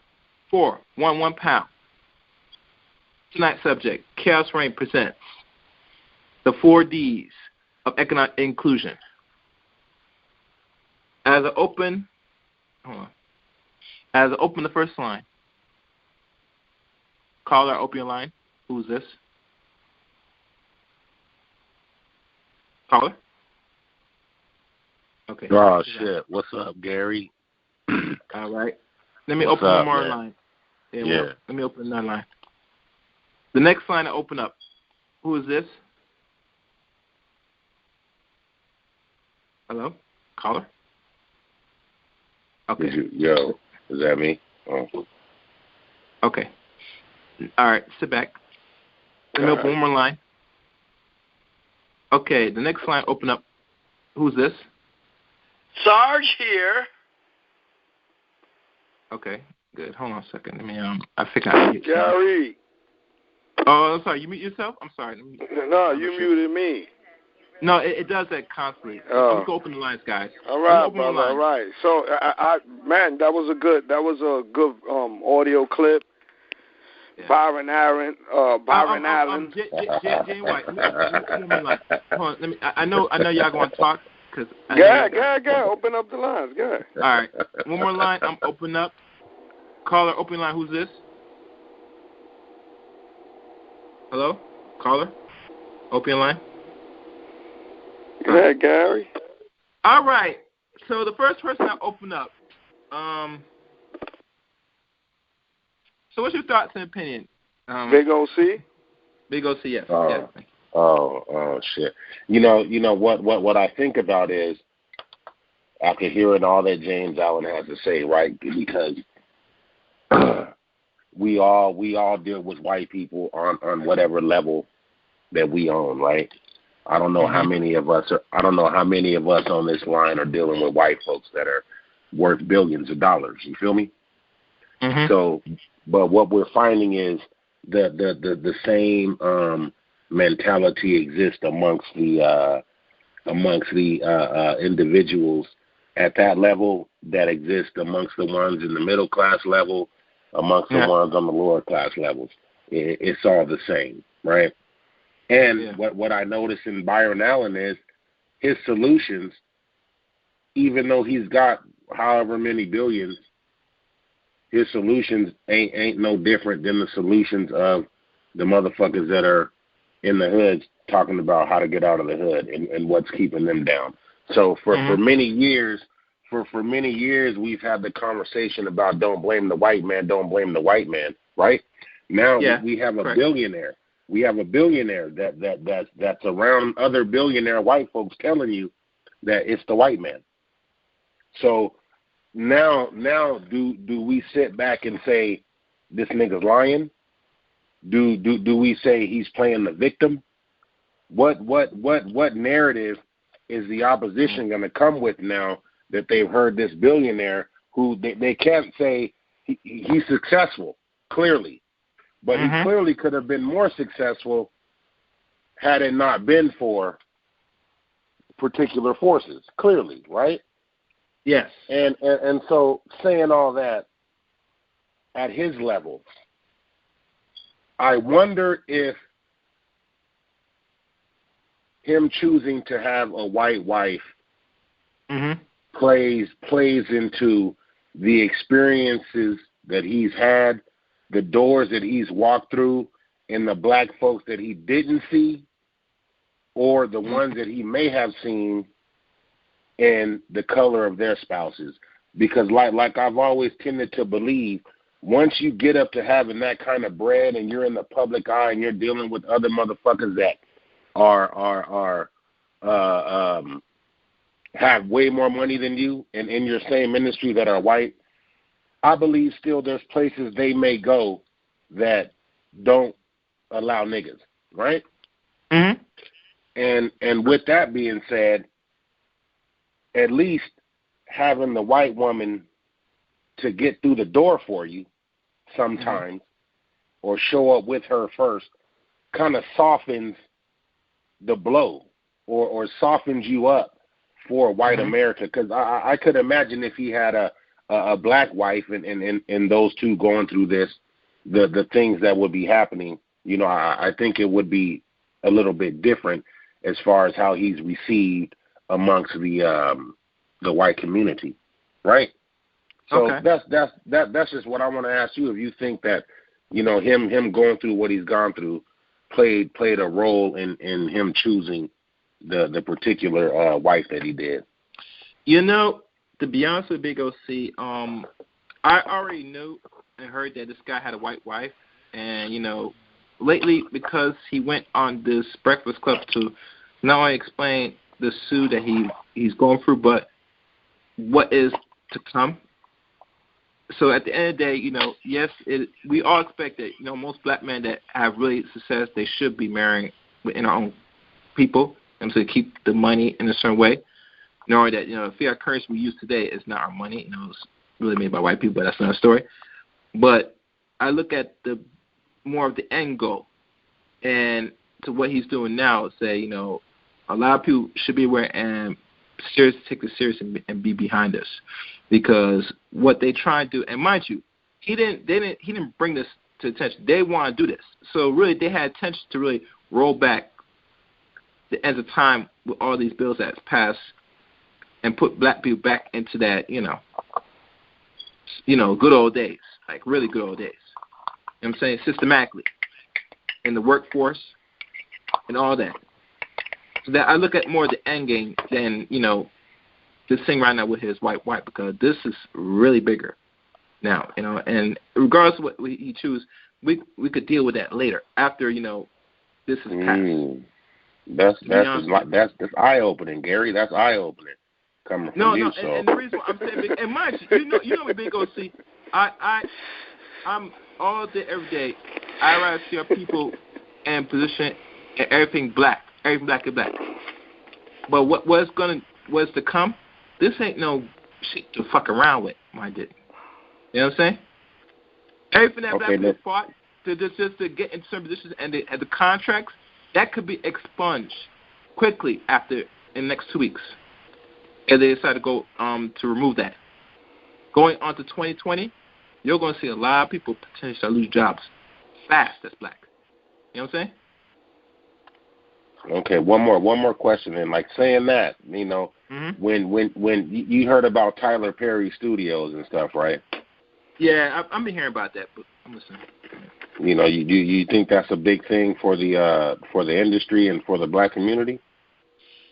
I gotta see what he'll do, what he's gonna produce now that he has a studio.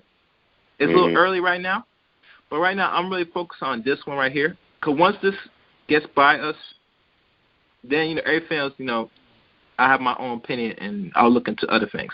But right now, this is more the focus right now. Right. I'm just saying, if he does the things that you like, are you gonna give him a pass if he's is homosexual? Yeah. Well, are you gonna give him a pass too? I don't. Me, Big O. I don't support homosexuality. So if he's gonna produce things like that, obviously I'm not gonna support that. I'm never gonna support that shit. Yeah.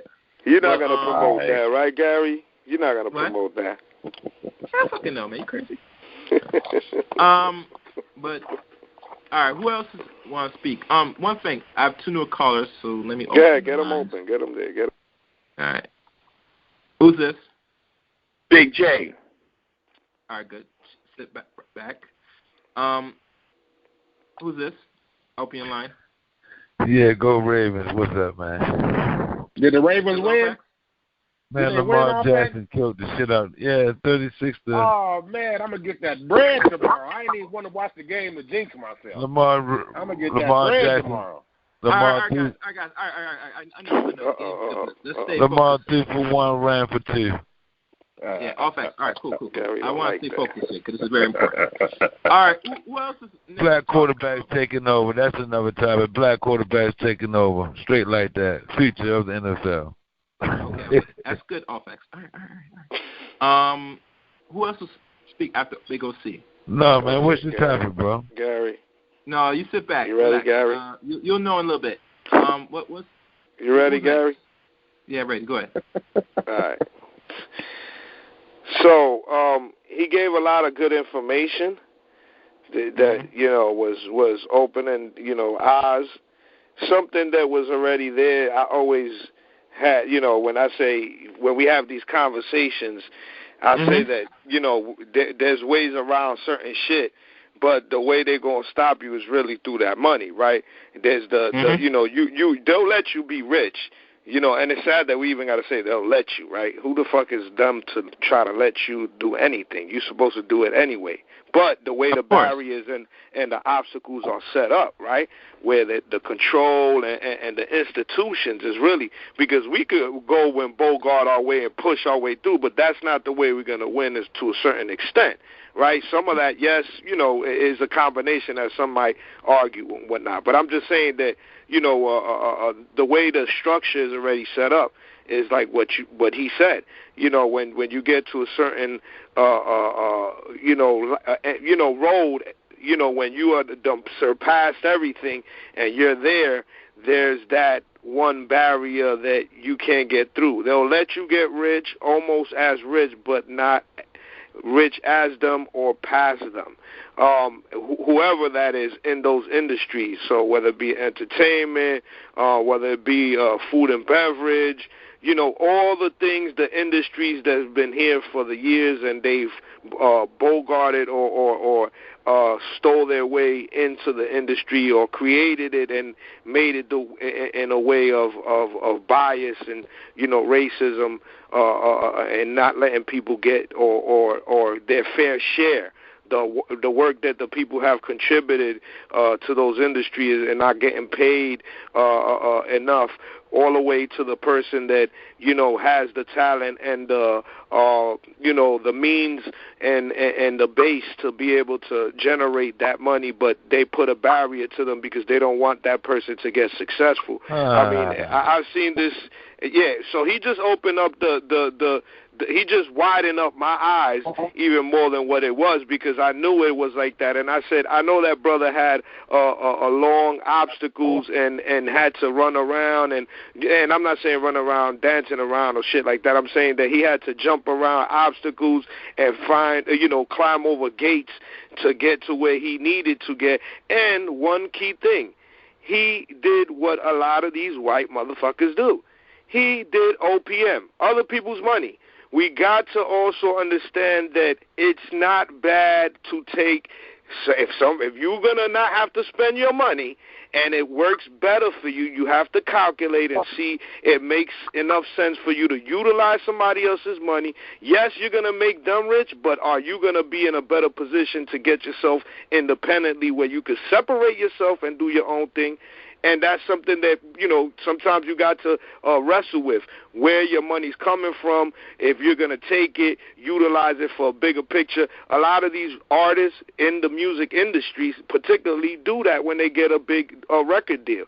They are getting loans and they're getting people to front them the money so they can go and flip that money by, the product. Okay, so they invest the money, now they put the product out, they sell it, advertise it, and then the return they split. Now, how you do those contracts, you got to know what you're doing, have good people around you, people that are smart and are going to work for your best interest. I'll leave it there.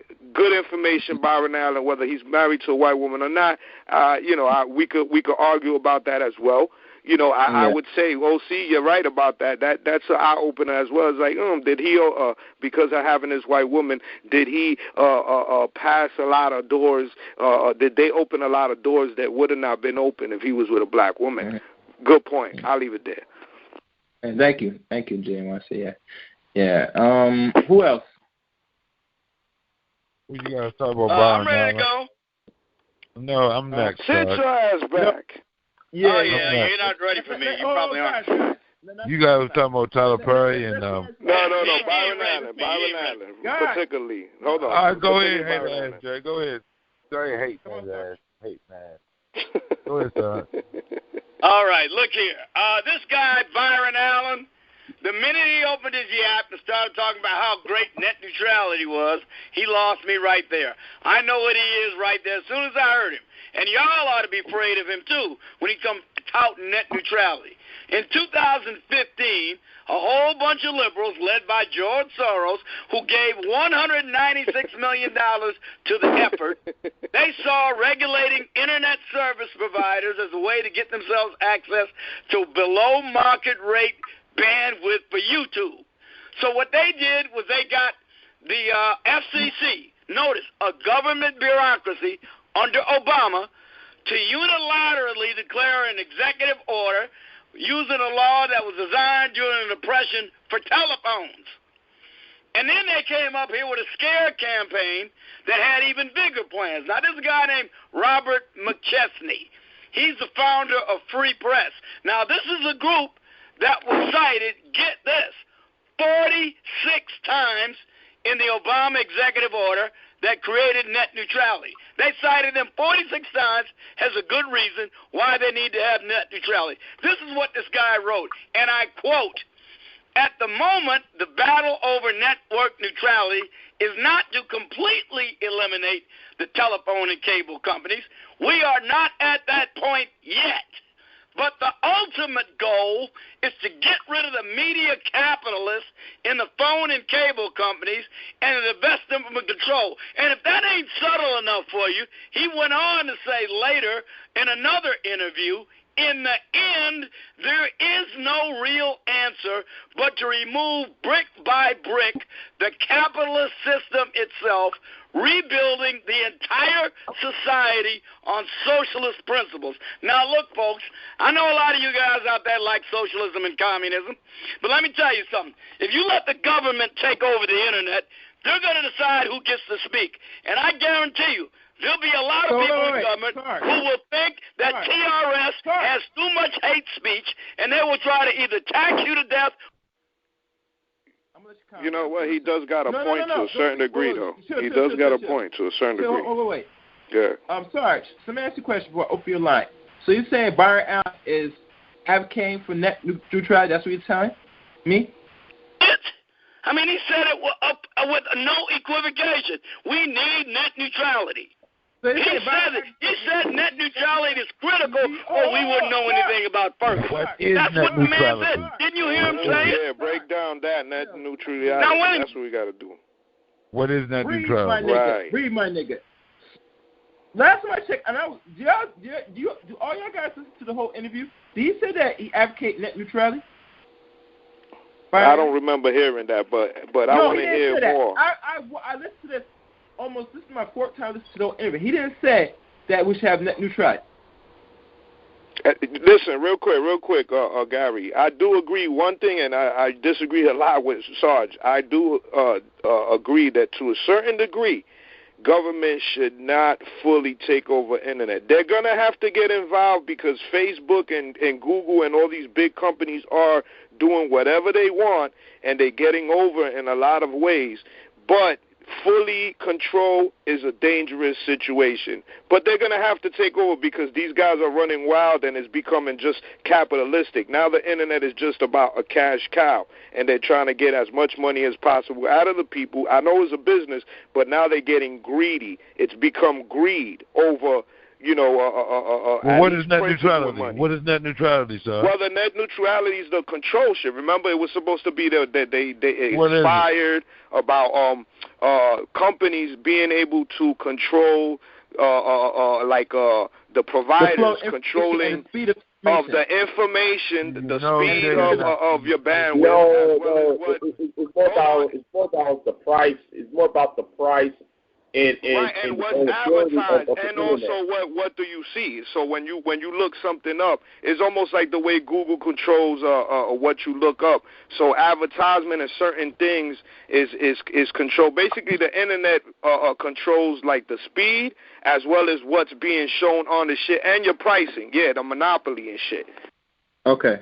All right, let me open back Sarge. Let me see if this is line. Is that you, Sarge? Now I got to find you up here because this board is going to give me a hard time finding you. Sarge? All right, that's not you, Sarge. Let me see. See, I wish this was labeled properly. Is this you, Sarge? All right. Understand what I'm trying to say here. All right, sorry. Because a lot of these people just didn't get what I was trying to say here. No, they did not understand it at all, apparently. They only understood part of it. It's about the government getting control. Sarge, I'm not going to run and talk throughout the whole fucking night.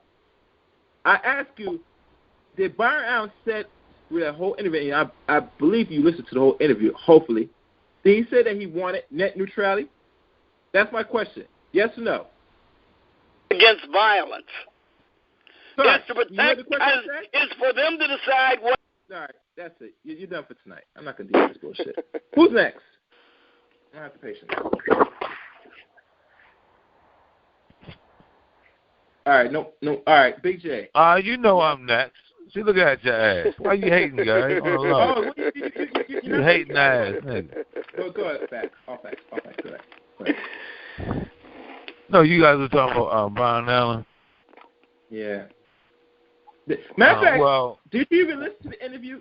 I'm not sure, but have you got a chance to listen to it? No, but he's doing right. He's doing what he has to do. It's hard for you to give a rational conversation because I played throughout the whole hour or something of his interview. Be honest with all facts. I mean, you could say something, but it's not going to be involved in this discussion tonight. And what he said, and I'm not going to recap what he really said because that's too long. But I'll tell you this. The reason why he was on there is because the government is trying to roll back time with all the bills passed to protect black people, especially inclusion in certain institutions in regards to government contract. The actual Civil Rights Bill of 1866. Not the one in, I think, 1964, 65. He's some of the one before that. Mm-hmm. They're trying to remove that bill. You follow me? All facts? Right. I got you. Yeah. So that's why he came on to really and said that most every American that the Senate says civil rights is at stake. If they remove this, now they could discriminate impunity. Well, first of all, I don't think you can break these companies up because they own the lines. They own the lines. So Verizon, AT&T, they own the lines. And they're still going to be making something. If you have Newport now, it's a small amount of internet service providers. And they control those IP addresses and things of that nature. But if they decentralize it, people are going to buy some IP addresses and you'll be able to sell some IP addresses and you got to build a whole network structure. When I hear SARS saying that they're trying to stop people's growth or take people down, any website or any company can shut down your speech if they don't like it. You're using Google's property. That's private property. What do you mean you have free speech on Google? You mean like talking points? Oh, no. Watch this. Watch. Republicans and everybody saying that Google is stunning people's free speech. No, they're not. That's a private company. You have the ability to get your own IP address, your own service, and say what the fuck you want. And no one can kick you off. The thing of it is, you got to get people to come and watch your site. Yes, you got to create an audience. Right. So what I'm saying is, when people say they're stopping that's not.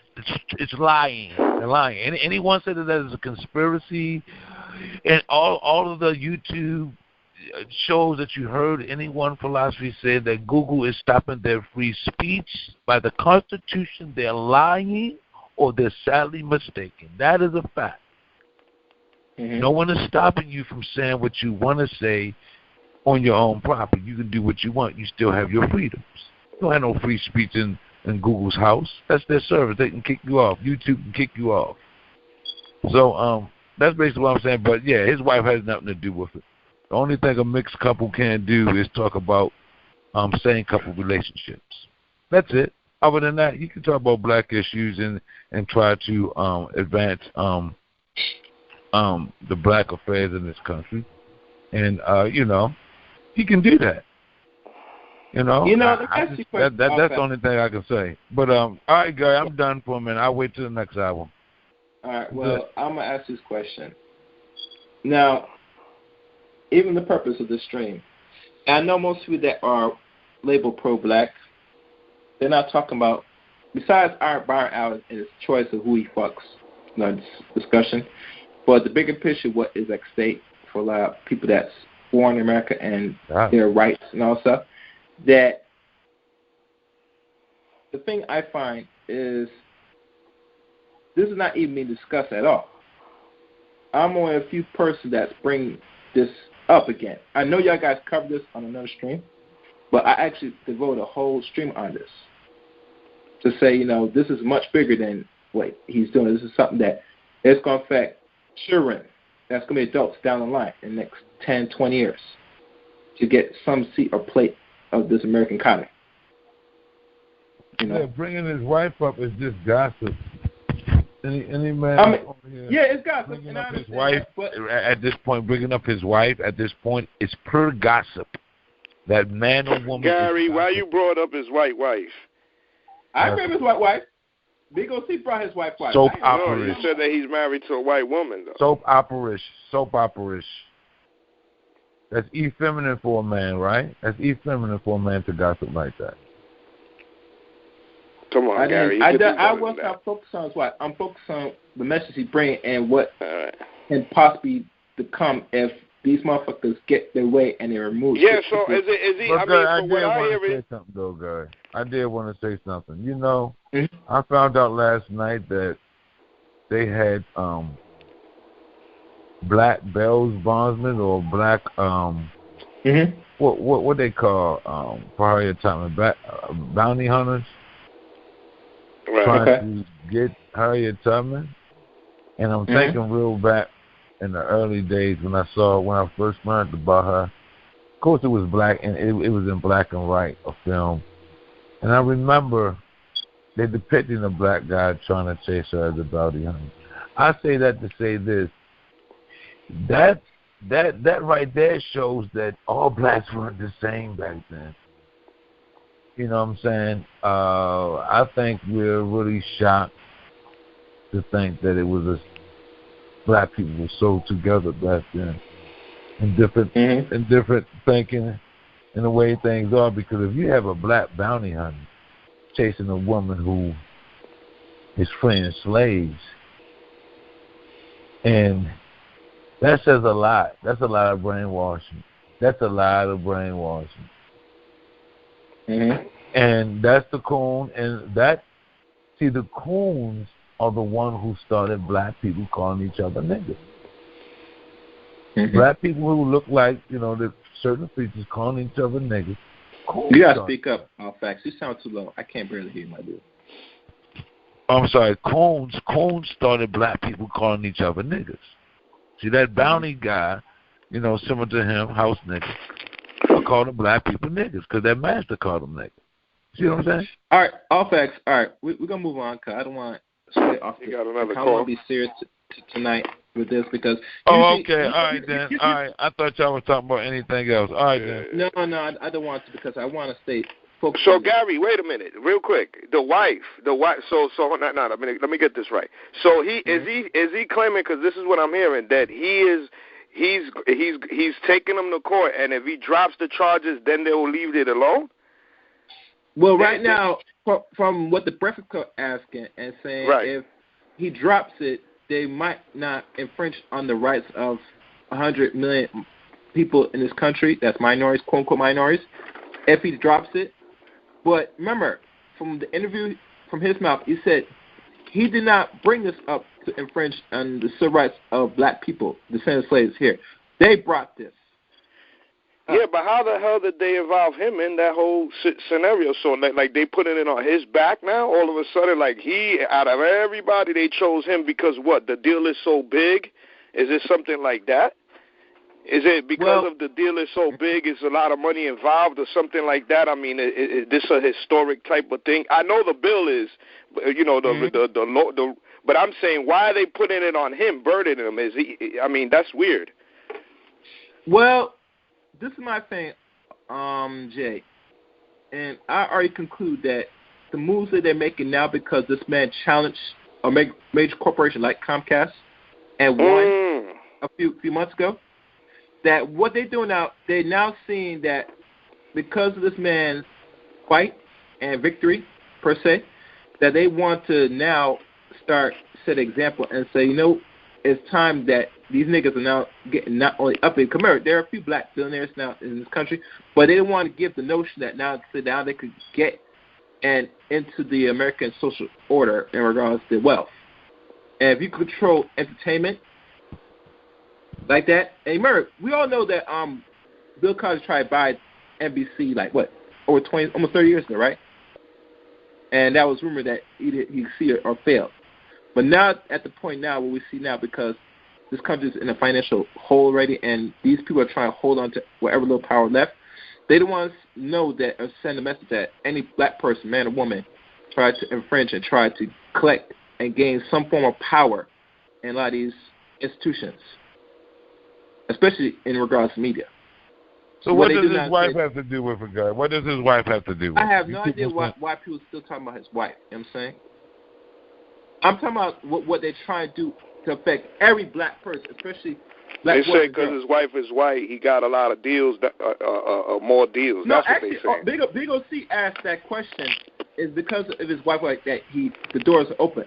I don't know. Nah. What I asked was, through the experience that he's gone through, and all the doors that he's gone through, and all the black people that he hasn't seen at those upper echelons and in the meetings, did that influence him in his pick as a wife? Because that would soften up his look, his whole appearance when it comes to, you know, those white boys, because those white boys are clearly married to white women. So at least his wife can at least get in with their wife and start it off right there and soften up that blow. Like, Byron's different. We all know that there's a different black guy. He's different. You know what I'm saying? And you know, that's all I'm saying.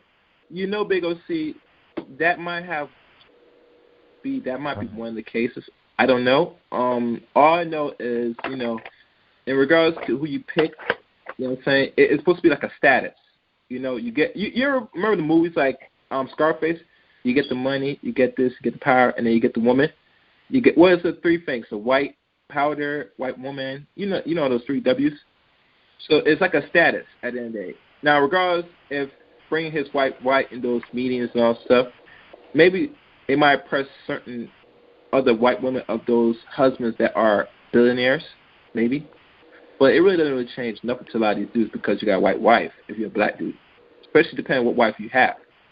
You know, they might get jealous. It may change the conversation is all I'm saying, Gary. Yeah, you know what I'm saying. It might. Me showing up to a dinner at your house with my black wife and your white wife across the way can't how do you say it, immediately think that we have some things in common.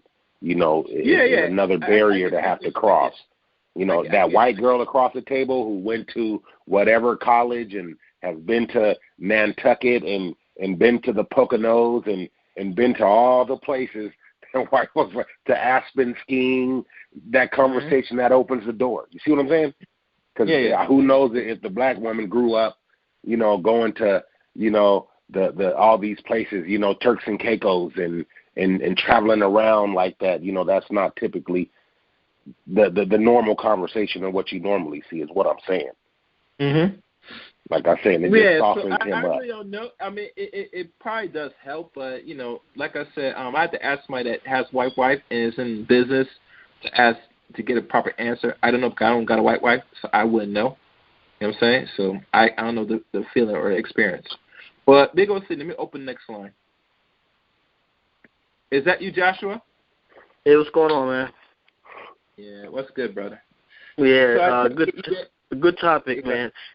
Hey, what I wanted to say is this, that I think some of us is missing the point. I think that he brought up a good point when he was talking, and he mentioned the 1862, that was supposed to be the original civil rights bill. Right. And he was saying that was kind of, in a sense, that was their contract with black people at that time. And they have not been following this contract with black people. That they have not been giving black people the things that we should have to build infrastructure. So he brought that up, and this is how this lawsuit got involved. I mean, this is how his lawsuit got stronger, because he brought that up in court. And he said that y'all have not followed that particular law that y'all put in place. White men, you put that in place, but you failed to follow that. So, and this is where he get into Comcast and all these, and he was explaining how racist Comcast is, and their spending practices, and as far as giving a black syndication money. He said that they get like 70 billion or something like that, whatever it was called. And he said that they only give $5 million to black shows. That's ridiculous. No, they invest zero money to black, media. Zero. And so, he was saying in a different interview that it was $5 million. He said that's all they get. He said out of $70 billion, you only going to give the same people that you go inside their homes and you put your cable up in these black people's houses, and this is how you treat them. So this is what is coming out from it. Then what woke him up that one of his advisors went to a meeting with Comcast, and Comcast said that we just straight out his mouth. He said, we do not want to do no business with that nigger. That's what they said. His white buddy went back and told him what he had said. So Byron said, so this is what this is about. Because he was upset with them that they didn't give black people, in media, certain monies to do things. So this was sparked all this stuff, and this was, years ago. So this is something that he's been fighting for a long time. So now it's coming to a head where now he's winning, because he won the first lawsuit. He won the first lawsuit. So that tricked him out. He said, oh shit, this motherfucker won? Damn. So there's a lot that's going on here, but I think that some of us are missing the point, and this is why I say, wow, I said, this is something that they can be using on Capitol Hill, not Capitol Hill, with the reparation thing, that they can be using that same bill that they passed and say, hey, look, you're supposed to give black people such and such a thing of this, but you have not did it, and in hundreds of years, you have not honored that contract. Yeah. So this is the problem. So again, again, he's a billionaire. He's doing his thing. I'm proud of him that he's not necessarily being a entertainer per se at first, but I'm proud of the fact that from a business standpoint that he was able to go to court and beat him on something that they wrote, that these founding white forefathers wrote. He beat him on that and said, you're supposed to earn that, and you have not been doing that. This is the problem. This is why we have black people or in America that are disenfranchised, because they have not honored what they said they were supposed to honor. You see? So I think this is a good thing, and that's all I got to say, man. But good topic, man. Good topic. All right, good. Thank you, Joshua. The call number again is 712-770-4160. Access code 91541#. I repeat, 712-770-4160. Access code 91541#. Tonight's subject, Chaos Might present the 4 Ds of economic exclusion. Open the next line. Open your line. Who's this? Yeah, this is me again. I didn't say anything. All right. I want to have the big J. He gone? Guess he's gone. Who else on the line? Board. Yep. I guess it's one of them nights. And let me check the chat room. Yeah, it looks like it's quiet. I guess everybody said their piece. Yeah. At the end of the day, I'm hoping that I inform people again of what is really at stake. And mind you, some people will, if they really come back to the broadcast or anything, even in the Breakfast Club interview, will look at Byron and say, Byron, you need to stop. You're going to take away all of us. But I see the bigger picture. And like always, victory is going to be up for grabs, whether they like it or not. And to back down and say, no, now, you have no option, especially in America, no more. Because they already project what's going to happen to black people in the next 34 years. This is your only shot right now to hold foot of what is already here and what's going to happen down the line. So regardless how this plays out, you know what I'm saying, is either going to make us or it's going to break us completely. And I want people to get out of fear, like Byron said, you know what I'm saying, because fear is the greatest. If I remember what he said, yeah, I get the point. So, anybody else has anything, other remarks? And I probably will conclude. Because, I think I said enough, and I want people to reflect on this.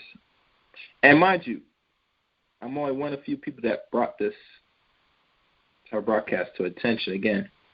And I did not see much of people that are, quote unquote, said they are black, pro-black or honor, talking about this, which is, I find very ironic and frightening. I could distinguish with a lot of shit, to be fair, but with this is something you can't sleep on.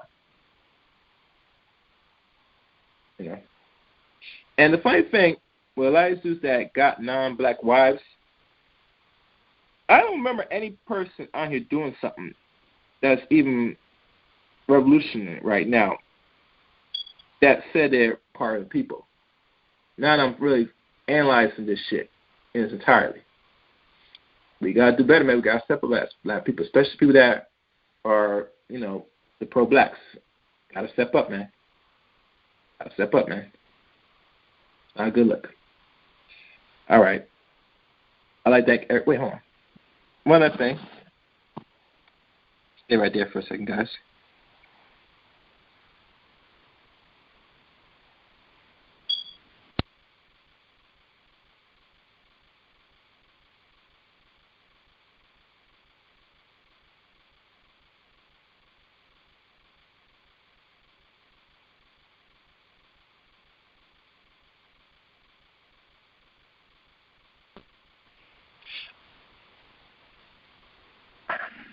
All right.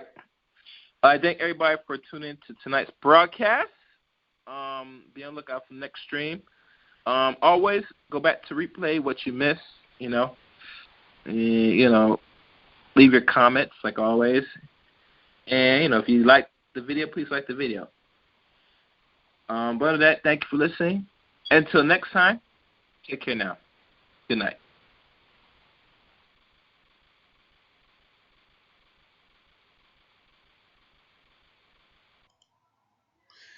And that concludes another broadcast. Comment, subscribe, and like the video. You can follow me on Twitter at ChaosReign7. And also you can support the show from my Cash App, which is also linked below. Thank you for listening. And like always, let the chaos reign.